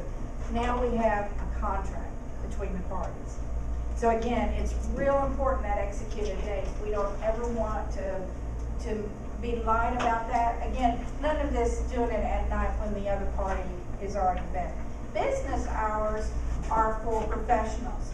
I do understand. I've been on the phone at 11 o'clock at night, and I told the sellers, I said, look, I'm not very good at 11 o'clock at night, but I won't call you at 4 when I wake up. Okay? Because I'm ready to go real early. And there are a lot of people who can't do that, right? So you kind of have to know, I'm not really clear, I'm tired, let's revisit this in the morning. If it's a time element, do you know why they put 5 p.m. for the option period? Because they were tired of agents making all these screw ups at night. That's exactly why they changed it. We asked them to. We're a business. We are professionals. And for us to conduct business at that hour of night, some people are night owls. I know I have people in my family who are night owls. I'm not one of them. I had an agent text me at 7:30 at night, and the next morning I texted them back real early, they were asleep. Just like I was asleep the night before when they text. You know, I'm just so much fun. You know, but that happens. I can only go so long, and then I have to replenish. You know, some days I just know it's early. Yes. On that point, if some people are working late, and it is like 10 o'clock, 10:30, and you're trying to execute, is it just nicely just to do it for the next day and send them it and say, we've done it this way because, or you... Yeah, you have to get acceptance on the other That's what I'm party. saying, so you just let them, so that if they wake up like you at 4 o'clock, and I'm not, they can say they've got it, and I can have it by the time I wake up, right? Right. That's the better way. This executing at night and then not getting an acceptance on the other party is what I have a problem with. Because they lose time. And I don't want that to happen. And again, if you are given notice by the other agent, you better open it at that time and make sure that it was executed. Sometimes they say it in the email and all that, but we open up the attachment and there is no executed date. So we want to make sure that that's done at that point. That's very, very important. Yes? So back to that same question. So let's say for listing agent, you know, like have the seller's signature on it and send it back to you without the date. Can you as a buyer's agent put the date on it? Hey, you're going to say thank you for providing me the contract. There was no executed date. Since we just got notice that the contract has been signed by all parties, we will execute the date with today. You have to do that. You're as much a problem as the other agent. Yeah. It's two-way. You can't do that. We had one agent who said, oh, I just sent it on. I didn't open it up and read it. Well, that won't save you. You don't ever get to pass anything along without opening it up. We've had more agents lose money out of their pockets because they did that. That's not part of your job. Your part of your job is to know what you forwarded on to the other party. Okay, just make sure. It doesn't matter if there's a difference in the dates. Or does it? Oh, absolutely. Executed date is important because all dates in the contract and addenda begin when? The day after execution. What I'm saying is if you're, whoever was the last one to have it, is a different date from the other party, It can never be a different date. it has to be the same date. It has to be the true executed date. The date that the party who had it last gave formal notification of acceptance of contract to the other party and reached a consensus on the executed date. So, in other words, like if it was something that was sent like at 11 o'clock at night or whatever on Thursday, and she opens it on Friday morning. It better have Friday's date. Dated the night before, does she date it the night before, does she No, date it that day? she dates it when she got notice of acceptance of And contract. I think that's. Yeah. So it starts counting from the executed date. Yeah, all dates in the contract Even if go. the other date is different. There is no other date. Executed date is the only date. If you're talking about the digital signatures, it has no bearing on the executed date. Somebody could digitally sign something and the other party didn't get it until the next day.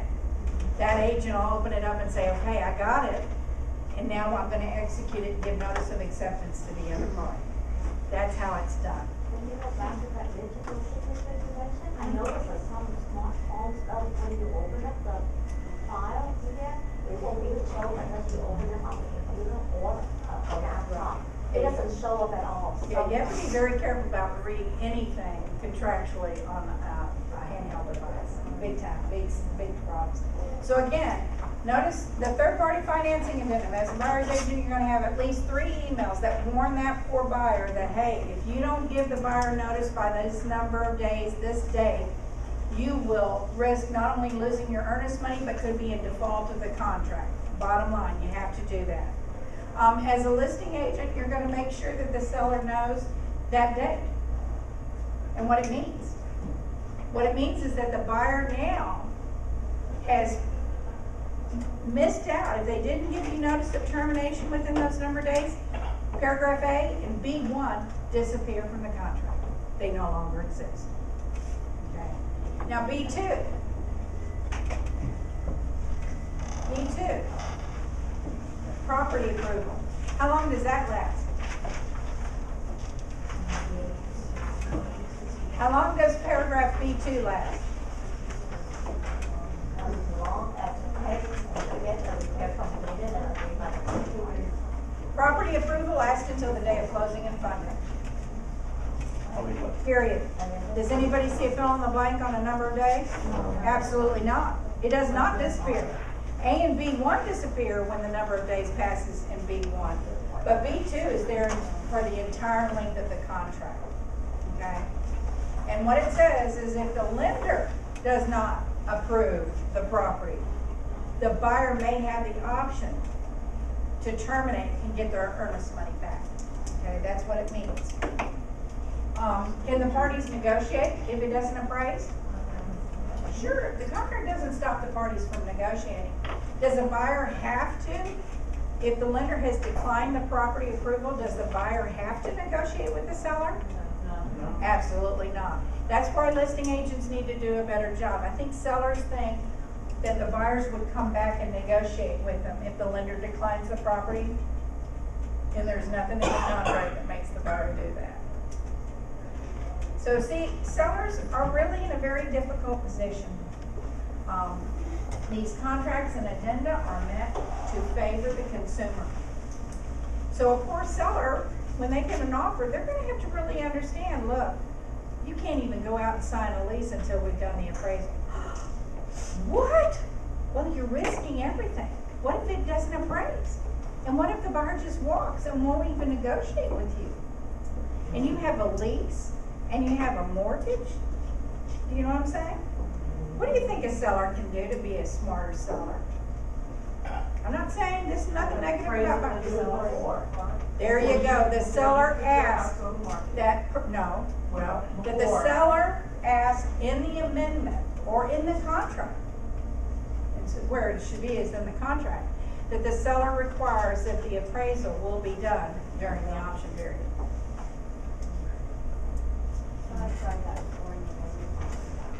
Well, the lender, then that borrower doesn't get that house.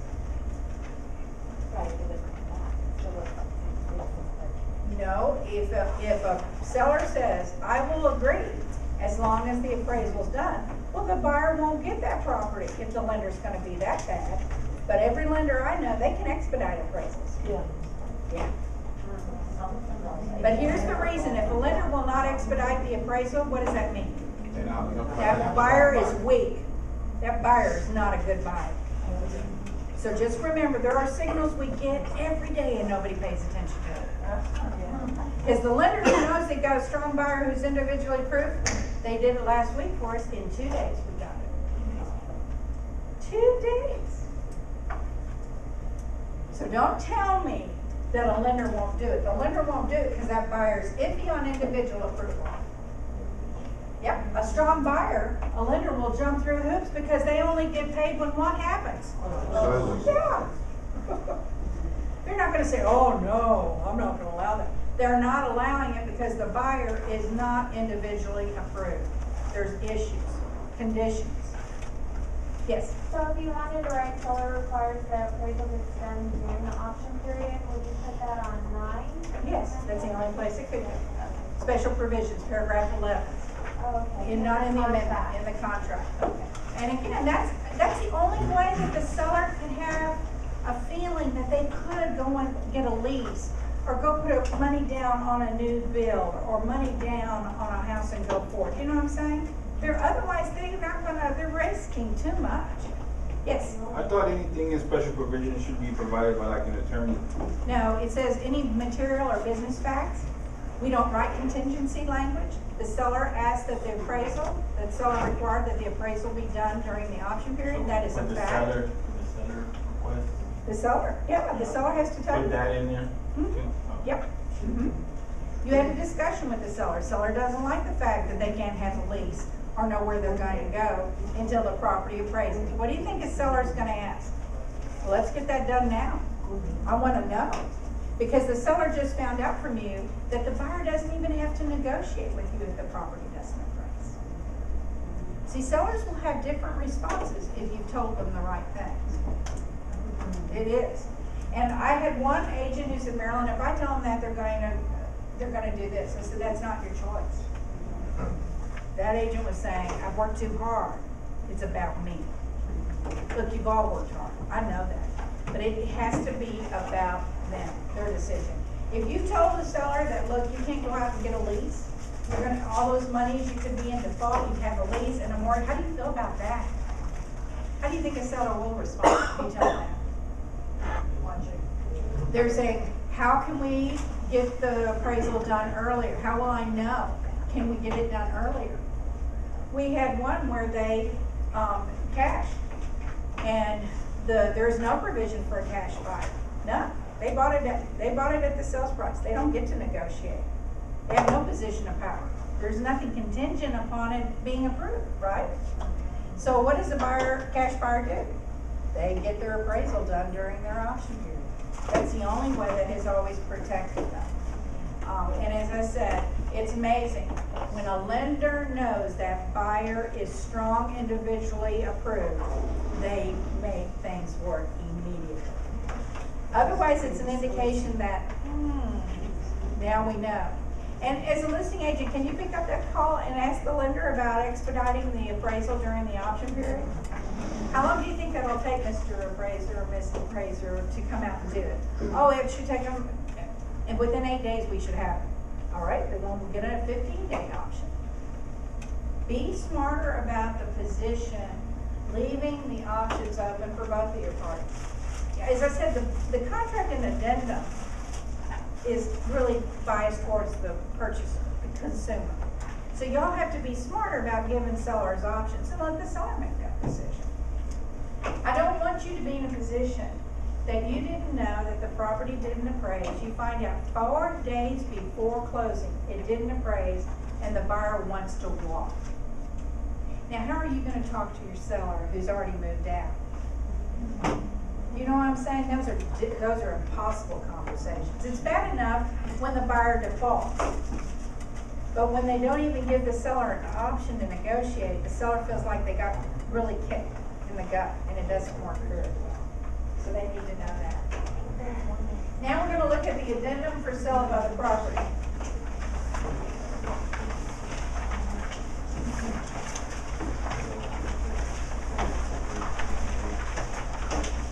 Okay. When do you use this addendum?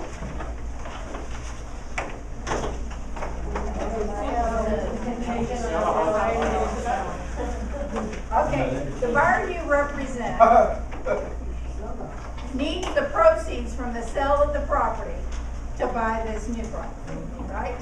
We've got a lot of buyers who come from out of states, so they're not familiar with real estate Texas-wide. And so a lot of times they're gonna say, oh, don't tell them, I need this, but don't tell them. As a buyer's agent, that's a material fact that a seller really needs to know. And here's what I'm going to tell you as a listing agent. A listing agent better see on that conditional approval letter that the proceeds from the sale of the buyer's property are not needed. If they see that it's needed, which good lenders, they put that. One of the conditions is that they get those proceeds. Now your seller knows, well, they haven't added the addendum, which would have protected that buyer. But now your seller is making a better decision. They now know those buyers need that money from that closing, otherwise it won't close. Okay. The buyer chose for it to be at risk. You know what's interesting? No relocation company will allow a buyer with an addendum for sale of other property. They don't like contingencies, okay? So we've got a buyer's agent, and all of a sudden there's a Cardis relocation property for sale, and the buyers really want it. But the buyers need their proceeds from their home in Nebraska. And the buyers say, well, let's just not do a contingency. Well, the buyer has to be told by you, look, you not only risk your earnest money, but they can come after you for default. Are you willing to accept that? Okay? So a lot of times buyers want to play a game because they want the seller to accept the offer and they want it to look great, but you better, for instance, a good listing agent, they're going to say, oh, are these first-time home buyers, or they currently have a property that they're selling? If that's not one of the first things out of your mouth as a listing agent when you're talking to the other agent, you've made a mistake. You can find out all of this because that's what will happen. They're saying, oh, they're coming in from St. Louis. Oh, do they sell a home in St. Louis? Do they need to sell a home in St. Louis? These are simple questions that you as a listing agent need to ask. Where is this buyer coming from? Oh no, they're in an apartment right now. Oh, is their lease up? Are they on a month to month? Whatever it is. Notice how I said, are they on a month to month? We have more issues where buyers in apartments go out and put a house on the market. Well, you know who they're going to come after? The buyer agent. That buyer agent knew better. You don't get to break leases. Nope. Leases cannot be broken.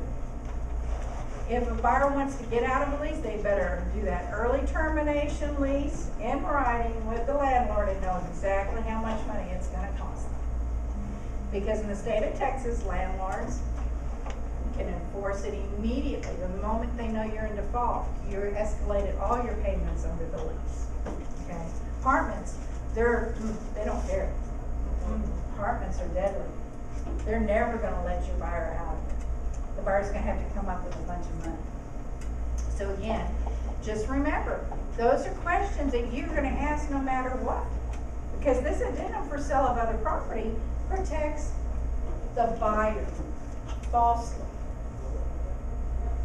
And the reason I say it falsely is the buyer's kind of thinking they've got this house tied up, it's theirs, under the addendum for sale of other property, but it's not. That seller continues to market the property and to secure another contract, a backup contract. And here's what happens. Paragraph A of the addendum, it's going to list what the receipt of the proceeds are from the prior contract, the contract the buyers have for their home. And it automatically terminates, if by that date they don't have the proceeds. Unless the buyer agent amends that date in paragraph A of the addendum for sale of other property. We've had a lot of buyer's agents go down. They didn't amend that date, and the contract automatically terminated, and everybody keeps going on for weeks and weeks. So it's a big problem. So remember, that date can be amended, but you have to do it in an amendment. Otherwise, the contract automatically terminates and the buyer loses the property. Case in point, the buyer, okay, the buyer is the seller. Their buyer's buyer said, oh, we have to extend closing 3 days. Buyer agent fails to get an amendment from the current seller. We need to extend the number of days in paragraph A of the addendum for sale of other property, as well as maybe the closing date. So the buyer agent may have done the closing date, but failed to do this. And the moment you read it, it's automatically terminated. The buyer already lost the property. As a buyer's agent, you don't want to ever have to tell your buyer they lost the property and you didn't pay attention to it. And that's your job. You know these time limits, we know these days and what it means. God bless you. What it means for the seller is the minute a seller accepts this addendum, they're aggressively trying to get a backup contract. They have to enforce paragraph B. And paragraph B says that if the seller has accepted a written offer on the property, seller shall notify buyer of such acceptance, and that seller requires the buyer to either waive this contingency, which means the buyer is risking everything if they don't get proceeds, and otherwise the contract before the second day after the seller's notice to buyer. In other words, there's a form through TAR where the seller will send that form to the buyer and say, hey, I've got a backup contract. You either have to waive or terminate within the second day after the seller gives the notice. Okay? So normally, when the seller does it, they don't do it by emails. It has to be in writing. That form 1912, the top part is for the seller to tell the buyer what they have to do, and the bottom part is what the buyer agrees to. Okay? So you don't do it by email. It'll be a big failure on your part if you do it by email. It must be done with the right form. And what happens on this is you notice paragraph C has a fill in the blank, that's the only one.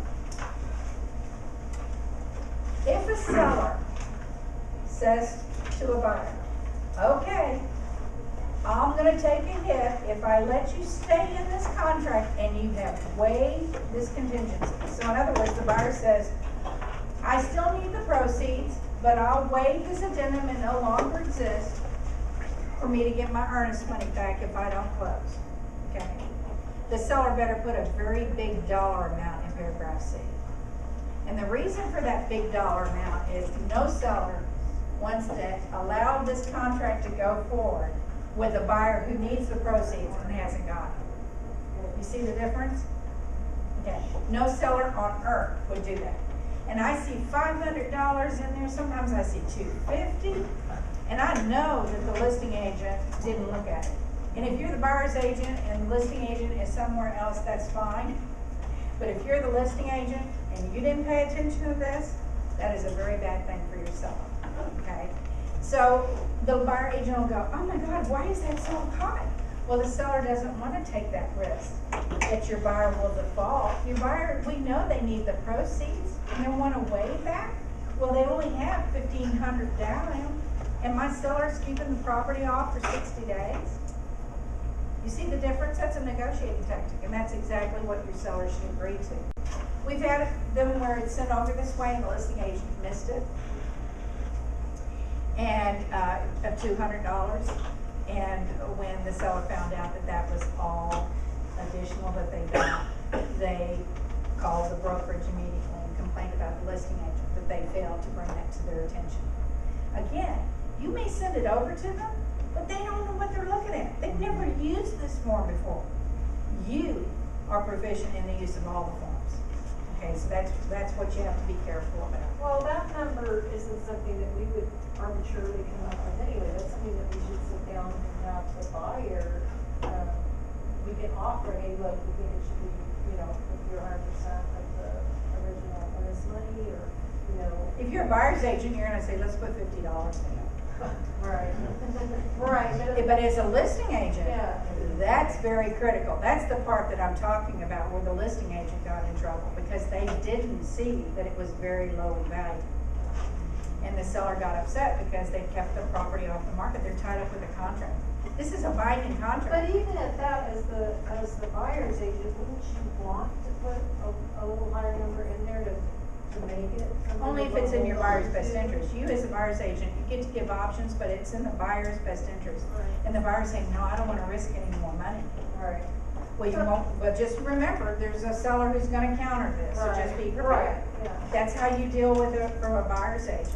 The problem was when the listing agent missed that small number, the seller was very upset because they were forced to stay in it. The seller doesn't get to terminate, do they? What did they say to the buyer? You either waive or terminate. If a buyer waives, they're in it. That was the reason the sellers got so upset that it was done so poorly for them. Again, it's very clear in paragraph D, if the buyer waives that contingency and needs the proceeds and the seller knows that, and the buyer says, hey, I'm willing to take that risk, they will lose everything if they don't close in fund. So just remember that. What happens when a buyer says to a seller, I'm not going to tell them that I need the proceeds and we're going to hide it from them and the lender's not going to tell them. The listing agent, when they get this, or don't get it, they're going to have to do that fact checking. Like I said, do they have a property under contract right now? You better find all of this out because you're going to ask very direct questions. You're not going to leave it open-ended. You're going to say, I see an MLS that this contract went under and it's supposed to blah, blah, blah. Does the buyer need these proceeds to go forward with my seller? Right? And if they come back and lie, then your seller can nail it. You don't ever lie. Don't ever lie for your clients. Do you know what I'm saying? These are material facts. And if you lie, it's considered fraudulent. What you did is you fraudulently concealed something from a seller so a seller would accept your buyer's offer. And you'll be in trouble. The last agent, they got a release of earnest money, right? Seller came back and accused the buyer agent of fraud and they got all the money from the buyer agent. much money. And they had to write the check. They had to go and close out some funds and get all of the money because they were accused of fraud, and it was. She had knowledge that the buyer needed those proceeds. And the seller said, and the seller was an attorney. They said, no, you never presented, that's a fact I should have known. It's still the buyer and seller, once they know that, the seller could have made the decision to accept the contract, but not without knowing. Do you see the difference? We get into trouble because we think if we hide this, it'll be better for our client, they'll get the offer, but then if you hide something, it's usually gonna come back and bite you. That's how it works. You wanna be, the only thing you can keep confidential is something that a judge has ordered as a decree of confidentiality, period. That usually comes when a party might be involved in a witness protection program or some other kind of issue. The judge will decree that. We've had that happen a lot. We have a lot of celebrities in our fine state of Texas, and they usually like to hide that from the person who's buying the property. And so their attorneys have a provision that the judge has ordered that it maintained this way. It might be filtered through the attorneys or whatever. So again, just remember, this addendum is very critical for your sellers. So listing agents do a much better job. And buyer's agents, pay attention to that date in paragraph A. Don't ever let it pass, okay? Now, if they got the proceeds by that date, they're good to go, right? Does this disappear if they got the proceeds? Yeah, this disappeared from the contract. Yes, ma'am? I just have a question. How does the seller, if they go into contract with another party, and then this buyer waives it, how does that seller get out of that contract? The backup contract? It says if the seller Yeah, enters the into seller accepted a backup contract. In that backup contract addendum, it says that buyer number 2 will wait until this date, and if that first contract hasn't terminated, it goes away. Okay. And buyer gets earned his money and everybody's happy. Okay. Now the next one we're going to do is the addendum for property subject to a mandatory membership in a property owners association. That's a mouthful, isn't it? We used to call it the HOA addendum back a gazillion years ago, and I'm going to always call it that because that's what we thought. It was a homeowners association. That's kind of what we did. Now, I am going to tell you what causes problems for you as a buyer's agent on this one. Okay. Number 1, paragraph A has 4 options. The first one gives them a great contingency. They're asking the seller to go and provide all the subdivision information, and boy, if I get it, I get to walk from the contract within 3 days after receiving it, with no reason. Huge contingency. Sellers don't like paragraph A1. Right. So again, just remember, they shortened it. It used to be 7 days. It's only 3 days now. So a buyer kind of has to really be on their toes. If they've negotiated with the seller and said within 10 days, and that 10 days and they don't have it, what's going to happen? That buyer is going to be on high alert. I can terminate right now. So listing agents, they don't like paragraph A1 because it's a huge contingency for the seller, and they don't want the seller to have to perform and do something. Okay. A2 says, look, I'm the buyer.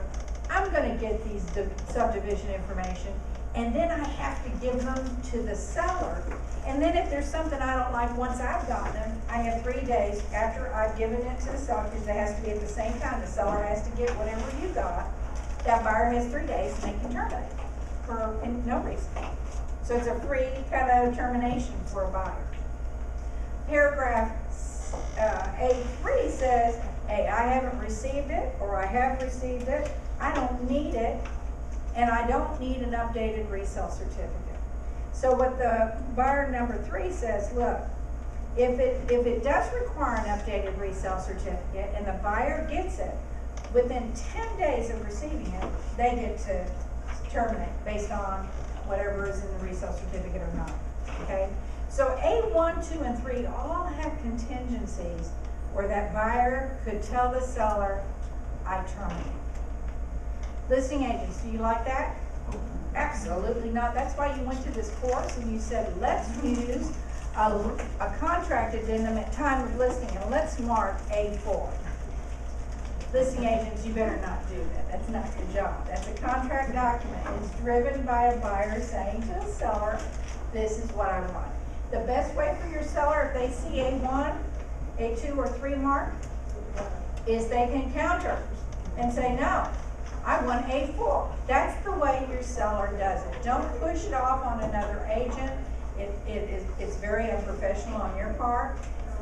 And you don't have the charge of submitting the offer. You're the listing agent. You receive the offer. So you're not going to put a contract addenda in anybody's possession with and shoving it down their throat. Oh, you see it all the time? Oh, I know. And they're all doing it wrong. I'd love to take them all out and there'd be 3 in this room. But I can't do that. So just remember that this is something that you actually must be aware of as a listing agent. Just don't do what these other agents do just because they do. It is a buyer-driven form, yes. The offer is a buyer-driven form. The buyer presents the offer to the seller.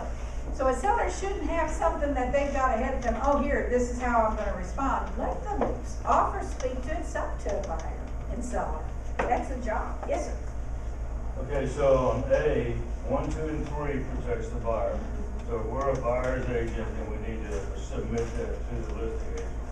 That should be what the buyer should do. Okay, and number 4, if we're the listing agent, we need to try to get the buyer's agent to go with number 4. You're going to talk to your seller. You're going to say, seller, you've been negotiated A1. Let's cross this through and go with A4. And the seller says, I like that better. Now we're going to counter it.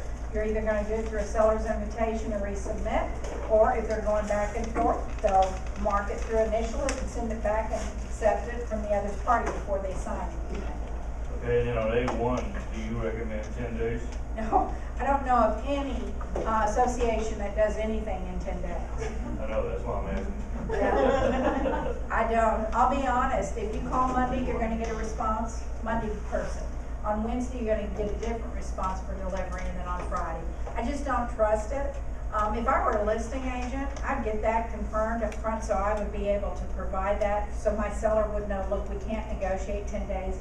It's not doable unless you want to give $400 as an expedited fee. We had one, $400 to expedite, and the listing agent had to pay it because they didn't pay attention to the addendum, and their seller was going to lose the buyer.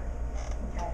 So if I were a buyer's agent, you don't have any documents, you don't even know how long it's going to take. I'd make sure there were enough days in there so that it could be done by the seller, if that's the case. And I'm going to tell you, I don't see anything done in 10 days. 15 days would be the minimum, I would think. That's what I think. Yeah, I would think 20 days would probably be better. Yes. So if you're the listing agent, would you recommend on your, once they sign the contract, the listing contract, would you recommend in that to do this, that you did this? They better do it immediately. That's your job. That's your job to So let that you the, don't have to end up negotiating this. and all the associations now require the seller to pay the documents. They go online and they have to order and pay for them. And then it's sent to the buyer. So just remember, if the seller doesn't do it immediately, the seller is going to be procrastinating and getting to a point where they can't make that delivery, and the buyer has an easy walk. Okay, so here's, say that again, you said that when they go online, it's sent to the buyer, or what if you don't have a buyer yet? What if it's? Well, you would not do this normally. Resale certificates are only good for 90 days. So if you, This is for resale. yeah, so it's part of subdivision information. So if you think it's gonna sell within 90 days, that wouldn't be too bad. Okay. Most buyer agents are gonna pick up when that resale was done and they're gonna ask for it to be updated. They could have been sued during that time, and other statutes that are now required for those subdivisions to provide. So again, this first part of this addendum is really critical. A4 says, hey, buyer does not require the delivery of the documents. All that means, folks, is that the buyer doesn't have a provision to have a contingency to terminate based on what or is not in those documents or if they're not delivered, okay? that doesn't mean the buyer doesn't need them. Does the buyer need them? Oh, absolutely. I hate this paragraph because it's done so automatic now, and I don't think buyers really understand. They need to see them. They have no ability to terminate. If they saw something in there that they had to have a mailbox in the identical replica of the building that their house is, they couldn't terminate. You know what I'm saying? They'd have to do that. The buyer has no provision to terminate based on the subdivision information, none. So that's what I'm saying. It took away that contingency from the buyer, but the buyer has to know that. They can accept it, but they have to know that. A seller is going to stand firm. If I represented a seller, I would say, okay, well, you're going to have to go online right now and order them, and let's find out how long it'll take. You know what I'm saying? Because as a listing agent, you have too much risk for your seller. You don't want them. They're subject to a buyer going away anyway once they get it within those number of days. That's what I don't want. Okay? From a listing perspective. From a buyer's perspective, they better get this. And they better read every one of those 600 pages of those disclosures. Yep. Well, that's a bad thing for a buyer's agent.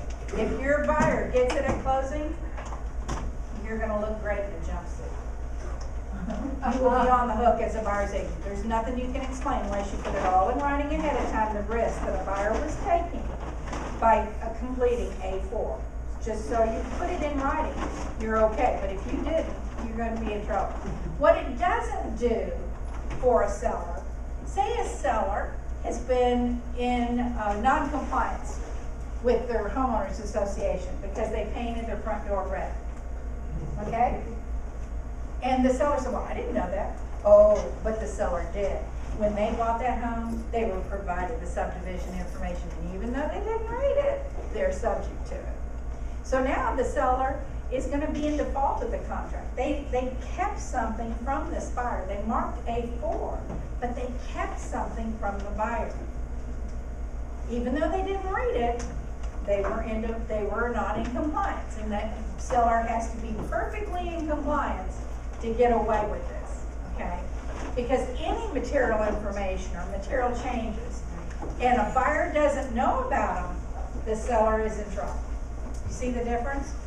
That's why the provisions that were added were so bad. When they updated it in 2012, the governor, signed it and said, okay, now anybody who's under contract to buy a property can go get the subdivision information. Before, it was always the seller, as it is in conduct, okay? So what happens, but that doesn't mean that the seller gets away if they haven't told the buyer the full truth. And the sellers are not off the hook because they haven't read the declarations and subdivision information, the covenants. And that's a problem, because the minute a buyer finds out the seller's been in non-compliance and it won't close unless the seller does all of this, the seller is either going to do all of that or the buyer has legal remedies. Okay? We had one where, remember, y'all had a drought here a few years ago. One seller had to replace 35 5-gallon shrubs. Now, the seller knew they were dead. He lives there. He knew those bushes were dead. Well, this subdivision information doesn't get completed until they've sent somebody out from compliance for these property owners association. And so while the seller knew those 35 shrubs were dead, the buyer knew that. The buyer went to the property, right? Saw the property, saw the dead shrubs. Well, the property owners association comes back and said, you don't get to close unless you replace those 35 5-gallon shrubs. And so what happened was the compliance was only done when there was a contract, and the property owners association had to go out. The seller is up in arms and said, no, the buyer knew they were dead when they bought it, which is probably true. They were dead. They've been dead a while. But the property owners association says, you don't close. If the seller had not replaced those 35 5-gallons, who would have been on the hook for it? Buyer. And if the buyer agent didn't say, we got a big stop here, you don't go forward until the seller does it. And the buyer makes that decision, oh, it's okay, I don't mind. It was a bunch of money. I wanted to be a landscaper after I saw the invoice. And I'm thinking and it was a lot of money that the seller had to pay. So just remember, this addendum works to help the seller in the event that there's not a contingency, that a buyer just doesn't get to terminate if they don't get the documents, nor if they don't like what's on the documents, or they just woke up that day and say, I have an out, I'm just gonna use it. The problem is if the seller has not disclosed everything to this buyer, and they are responsible for knowing if they're in compliance. This red door thing that I mentioned, a lot of these, they're very highly restricted. They don't let you pay anything. The fascia board trim, we had one like that was done, and the seller just loved it. The buyer loved it. The buyer didn't want him to go back to what the Property Owners Association required, which was like a beige. And the buyer was so upset because they liked it. So again, the buyer had to deal with the buyer agent not advising him properly about not getting all of that and knowing all of that and having a right to terminate. Because now the buyer had to go forward with the contract and the seller had to put it back to neutral. Okay, so just remember, there's lots of contingencies, and you see two ways. It can be favorable for a buyer, or it could be favorable for a seller. But as a buyer's agent, you are never going to say you don't need those documents. They could mark A4, but you're never going to say you need to get them now. There is a paragraph E that is only completed in the event A4 is signed. If A4 is marked, somebody has to pay for it. Okay, that's a title company provision. So E has to be marked in the event A4 is marked. Okay, otherwise it's going to be based on A1, A2, or A3. The buyer pays or the seller pays for it. What is number E? Is if they do mark on number 4 and number E and One person only. Okay, E is of negotiated. If you mark A4, now the buyer and seller has to negotiate who's going to pay for those subdivision information. Because the title company has to have it to close. The title company will not waive that. Okay. So just remember, buyer and seller get to negotiate if A4 is marked. Okay. It's one or the other. The only thing I'm going to tell you is if the buyer has A4 marked and the seller says they're going to pay, that buyer needs to know in their option period what's going on. You see the difference? The buyer then could terminate, even though they didn't have a contingency on the addendum. But if they wait until a few days before closing and then they get it, and they don't like what they get, they're going to have a hard time not going forward with the contract. So right now, my buyer has a listing agent for the number 4, and then for the number E is he's putting buyer. Yeah, well, your buyer needs to order it right away and get it. Or if he wants, if she wants it. No, they have to have it for the title company. Yeah. Title company won't close without it. Yeah. And you want your buyer to look at it, read it, and during the option period. So the order in the, we are talking about homeowner association, we say certificate? Yeah. We say certificate? You have to pay the credit card. Yeah, they have to pay it. And sometimes No, it's, deed restriction. yeah, they get that too. It's all the subdivision information, is the resale certificate and all Or of the the buyer covenants. want, they can order, Buyer has to pay for it and give it to the title company. Yeah, it'll be an expense on their part. So, excuse me, so paragraph E, if the buyer does pay for it, the buyer doesn't have to give a copy to the seller because it's not Right. A2, correct? Right. All right. Now, the last thing we're going to do is the notice of buyer's termination. Does everybody have that? It's on the back of the amendment. Yeah. Okay. The provisions that they have on 1, 2, 3, and 4, and 5 are the most common contingencies where a buyer has a provision to terminate the contract and get the earnest money back. Paragraph 6 says, if it's not one of those previous 5, and we're going to go through them because they're all important, you have to mark the addendum or the paragraph. that the buyer has the right to terminate and get the earnest money. If a buyer defaults, can you use this form? Absolutely not. Do you mind restating that? I'm sorry. Which one? The first part. Paragraph 6. If it's not 1 through 5, you have to put the name of the addenda or the paragraph in the contract that gives the buyer the right to terminate. Otherwise, it doesn't exist. In other words, this can only be used when a buyer terminates, not default. For instance, 4 days before closing, the buyer finds out they're not individually approved. Okay? Well, one of the provisions here is in paragraph 2. It says, buyer cannot obtain buyer approval. Remember, B1 is buyer approval. And it says, in accordance with the third-party finance addendum to the contract. They could only use that provision if it was in those number of days in B1. Otherwise, it doesn't exist for the buyer. Okay?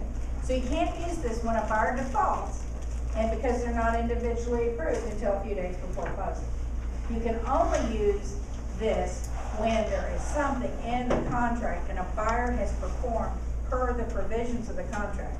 For instance, paragraph 1, which gets marked the most, is the unrestricted right of buyer to terminate the contract under paragraph 23 of the contract. Okay? So prior to 5 p.m. on the last day of the option, the buyer sends over this notice. Does the buyer have the unrestricted right to terminate? Yes. Are they going to get their earnest money back? Yes. You bet. What if they send it over at 5:05? No. They just missed it by this much. Okay, well let me tell you, as a buyer's agent, you don't want it to ever go over after 5 p.m. You are being in such a bad way. Okay. And the latest problems that we've had, buyer agent said, well, I was out showing, and then the buyers told me at 4:40 that they wanted to terminate, they didn't want to be, all this kind of stuff. Are they in a position to do that? They're out showing properties to somebody else. Yeah. Okay, that's why I kind of told y'all, don't wait to the last day. Because that buyer agent didn't get it over till 5:15. And apparently, had to ask somebody at the office to help get it through dot loop so the buyers could sign it and they could get it over to the listing agent. It came over at 5:15. Well, the seller looked at it and said, they didn't terminate by 5 o'clock. And the seller wanted their earnest money. And it got into a big, huge battle. Okay, so as a buyer's agent, do a better job of managing that. You know what I'm saying? That's really on you.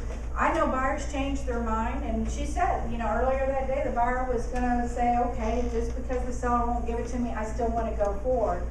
And then they changed their mind at 4:40 in the afternoon. You know what I'm saying? So kind of be prepared. If you've got paragraph 23 ready to expire or third party buyer approval ready to expire, you probably want to get a firm commitment of them either terminating or going forward, okay? Not that they couldn't change their mind, but just be prepared for that, okay? Is this something you could have printed with you so that if something like that were to happen, you could have a picture of it with your phone and email it to the, or no, because they both have to sign it. Amen. Yeah. See, the problem was the buyer agent had written an email about 4:45 and said, I can't get a hold of the buyers. They haven't signed it, but they're going to terminate. The buyer agent put that in an email. It won't work. It has to be from the principals in the transaction. The buyer is the only one who signs this notice of termination. Okay. So an agent putting an email, because you know how many times you've sent things as emails and then the parties change their mind? Could they? Yeah, they didn't sign anything, but the buyer agent told them that they were going to terminate, and then the buyers changed their mind, and then the listing agent told the seller, look, they're terminating, let's put it back on the market and sell it to somebody else, and they went under contract immediately. Did a backup contract, it became one. And that's because they relied upon the buyer agent's email. You can't do that. There could be repercussions. So I emailed last year, and then I was listing agent, and then buyer agent said, oh, buyer, you know, that's all, they did not send confirmation contract. Right. So this is not legal? Well, it's not appropriate. It's not legal. It should be in writing because the notice has to be in writing. Email is not enough. No, an email does not bind a contract. Termination contract must be sent in it should be on the forms so that they can be a proper notice. No agent binds for their client. Okay, you should all have that on your emails. I sent that out based on all your lawsuits. So, Yeah, you have have, the notation at the bottom of your email should say that you don't bind. While you are communicating a party's preference or whatever, you don't bind for them. You better be clear, because we don't have binding authority. A buyer's agent agreement has no binding authority, nor does listing agreement. So whatever you say doesn't bind your client. And that's where the agent could have gotten into trouble. You know, what protects us from that time limit? If it's 5 o'clock and they give us the notice at 4:58, It's done. If they gave you the how signed can we notice. get it over to the other agent? Well, you gotta do it. You're in control of that. You are the buyer's agent. You're gonna be the first one to get the buyers to make that decision and sign the document, or say that they're not going to terminate. Really, what you need to do is sit down and have a heart-to-heart with your client and say, look, it says 5 o'clock p.m., but realistically, it takes time Oh, to get absolutely. these over, and you need to really, if you wanna terminate, you need to terminate. Right. As I said, do not leave it to the last day. I'm just gonna tell you. Said that, we didn't in charge of the bozos that are out there. Well, but as a buyer's agent, you are in charge. That's your job to get this form signed by your buyers or not. I mean, if you And so you have to do it in plenty, you really have to kind of you have to do it in terminate. plenty of time. You don't want your buyer to risk it, and that's what the buyer's risking. And you put it back on the buyer. You have to make this decision now. If I don't send this now and they get it in plenty of time, they could hold you in default of the contract, and you could lose not only your earnest money, but a lot more. Okay, So but the buyer on needs to make a Tony's decision. point too, like, okay, you're saying you gotta get them to make these decisions here, but what if you don't, what if they are, you know? Then you're not gonna be anywhere that you have a dual split of your job duties. You're gonna only be with them, and you're gonna make sure that you get it probably no later than 4:30 to make sure it gets over to everybody in a timely fashion. We've got an issue right now, and as soon as the lawyers all hash it out, I'll let you know what their legal interpretation is. We've had this dispute where it's gotten there after 5 o'clock. So, because the contract changed, you know, and this year, this is the reason it changed, is because the buyers were not timely terminated during business hours. It was lingering on, and so they just cut it off at 5 o'clock. As a buyer's agent, that'd be the biggest concern I'd have. Look, you do understand, it's 5 o'clock. I want it to be done where everybody can get a hold of it. And years ago, we used to have to fax it to the broker's office. That broker had to have a copy of it as well as the listing agent. So we had to do it in a very set way. Notice of termination had to be done very differently than it is today. So again, it's critical. You just gotta have that discussion with the buyers very, very early on in the whole contract process. They have to know what they're gonna have to be engaged with if they go with the unrestricted right to terminate. Yes, ma'am. With those time deadlines in mind, is it okay to, you know, because like you said, you wanna have the heart-to-heart conversation, you want to avoid not giving the seller enough time to review the contract and everything. Can you tell them, like, your buyer that you need, a decision needs to be made by 1 o'clock or something? I would think so, as a buyer's agent, oh, absolutely. If they're professional, I would think Read so. that contract, they just want to go. Yeah, and they could, but they're running that risk. As long as you put it in writing, you're waiting this long, could risk your being in default of the contract. I am concerned for you. Okay, my advice to you is that we get this done no later than 3 p.m. Okay, the other thing I'm gonna tell you is that a lot of times we have buyer's agents who say to a seller, I'm sending this amendment over, and in the event the seller doesn't agree to this amendment, I'm sending the notice of buyer's termination at the same time. What do you think the buyer agent just did to the buyer? They just lost that contract. We've had 3 this past year. The buyer agent sent over the buyer's notice of termination along with an amendment, and says if the seller doesn't sign this amendment and give us everything we want, I have attached the notice of buyer's termination. And the seller had in their possession one. It's a one-way form, folks. It says, the buyer is notifies seller that the contract is terminated pursuant to the following. Right, you would never send this form unless it's going to be executed. Over. Right. The buyers are the only ones who sign it. Execution. You don't send this with an amendment. You don't send this at any point in time until your buyers want it to be over, Right. okay? And we had a lot of buyers agents who thought they could negotiate real hard with the sellers and say, if you don't give us everything we want, see, we're gonna terminate. And they thought they were just trying to show their hand and prove it to the seller, and they just lost the property for their buyer. That was not a good outcome for the buyer agents, big time. So again, this doesn't go unless it's really going to be the end of it. Now, say for instance, here we get it, we send this form up. Seller wakes up on Saturday morning. Golly darn, I should have done those repairs. Calls their agent up and say, oh, will you go back to that buyer agent and say, look, we're gonna sign it now, we just signed it, send it through dot loop. Will they rescind their notice of termination? Could a buyer do that? Yes. Absolutely. They can't do it much past 5 or 6 days. You know what I'm saying? But they certainly could do an amendment to the contract in paragraph 9 where they rescind their previous notice of termination effective, that is, whatever date they sent it. Okay? So a buyer could pull it back and the contract could go forward, but you're gonna do an amendment. Don't do emails. Because bottom line, the contract is what? Terminated. It's over. Okay? And that seller did wake up on Saturday. Oh, they had everybody working on Saturday because now they realize they made a stupid decision. And the buyer agent called me and said, is my buyer forced to rescind it? They sent it through dot loop where the seller just signed it. I said, well, the seller just signed something that wasn't valid. The contract terminated yesterday. And it's still terminated until the parties agree to rescind it for the contract, for the amendment. So it's not that it can't happen, it's just there's a proper procedure. And the seller was very upset. No, I already signed it. I signed it. It's okay. But the digital signature was on Saturday morning when they woke up and realized they made a stupid decision. And the buyer's notice of termination was the previous day. So the seller didn't win on that one. The buyers decided they didn't like the seller after that. Go figure. You know, isn't it funny how things like that happen? I am going to tell you, if you think things are bad when you're in a situation or a transaction, if you think that your client maybe, or the other client has maybe behaved inappropriately, or you don't feel comfortable, they're never going to be better. Ever. It never gets better.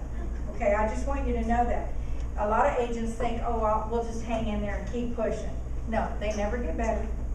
They never become nice. They never do the right thing because they should. You know what I'm saying? A lot of agents that have been in problems, when I talk to them and get the notification from the attorney, they said, you know, I just thought that they would have a change of heart. They don't. They get worse. So I just want you to know that. I can actually say that because I have had a lot of experience with them and never ever change. Okay? And deep in your heart, you know that I'm right. Every one of those agents have told me, you know what, Marilyn? There's signals. I should have paid attention. I just thought it was going to be okay. I thought I could gloss it over. I thought I could make it better for them and they would get okay. And they don't. Nobody ever gets better. The next paragraph on our buyer's notice of termination is number 3. Notice how number 2 is for buyer approval. Number 3 is for property approval. That's where that stays until the length of the contract for the property to appraise. Now, the property can appraise, it can be insurability issues, it could be all sorts of things. The lender will say, hey, I don't like the master policy for this condo association. The property didn't approve. So it's not insurable. Oh no, it's in a flood zone. And now the flood insurance that the buyer has to pay has thrown their individual ratios out of whack. That's buyer approval. That is not property. And we get that a lot. When they find out they have to have it, that's why all the insurance has to be done when? They're in their option period. No ifs or buts. No buyer ever goes past their option because they don't have a restricted right to terminate. If their insurability issue makes the ratios individually go out of whack. The property cannot be approved. That's the property appraising, that's the lender saying they don't like the underwriting requirements for their master policy. It's not an insurable property, whatever. But not if the buyer's ratios go out of whack because the premiums are so high. The number 4, it says buyer likes to terminate under paragraph A. We just went through that under the addendum for property subject to mandatory membership in a property owners association. Remember A1, A2, and A3 all give provisions within so many days so that a buyer can give notice to the seller within those number of days. They get to terminate, get their earnest money back. And then paragraph 5 says buyer likes to terminate under paragraph 7B2 of the contract relating to the seller's disclosure notice. In 7B2, the buyer has told the seller, look, you did not give me the seller's disclosure prior to offer as required by law. And because you didn't do what the law requires, I'm now going to give you 10 days, 2 days, to give it to me. Seller doesn't. Buyer gets to terminate, no matter what's on there. And we've had buyers use that many times, and the listing agent freaks out because it's the listing agent's job to secure that seller's disclosure. That's one of the things that I told you in the listing agreement. You're going to tell the seller to go to sellershield.com, look at that video, complete that seller's disclosure, sign and date it before I put it in MLS. That's how the listing agent can control that. That way you've always got it. You're going to give it to a buyer prior to offer so that 7B2 won't be used because that's a huge provision for them. Can you think of another part of an addendum or any kind of provision in the contract where a buyer will say, I'm going to terminate because I have a provision in the contract?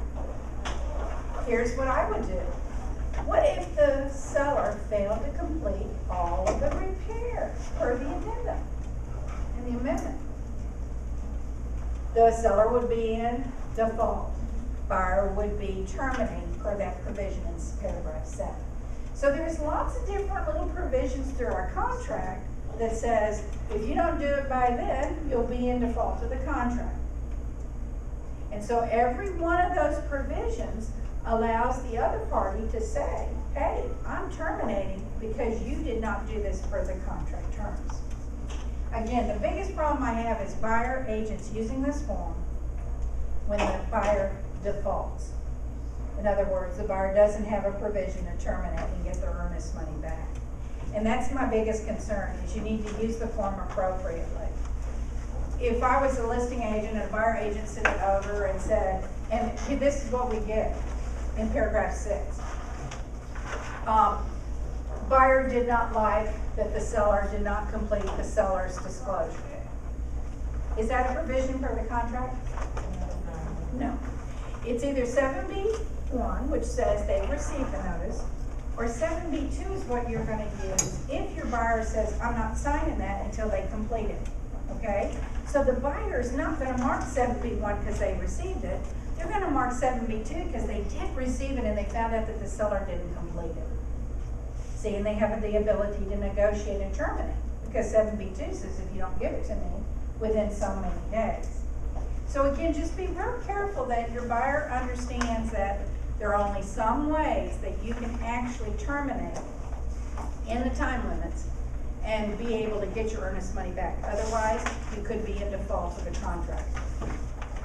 Yes? Let me ask you, if you put that the seller has to give the buyer the seller's disclosure in 7 days, and they don't do it, is there a time limit from that 8th day to the end of the contract that the buyer has to terminate? If the buyer never receives it, they get to terminate all the way up to closing.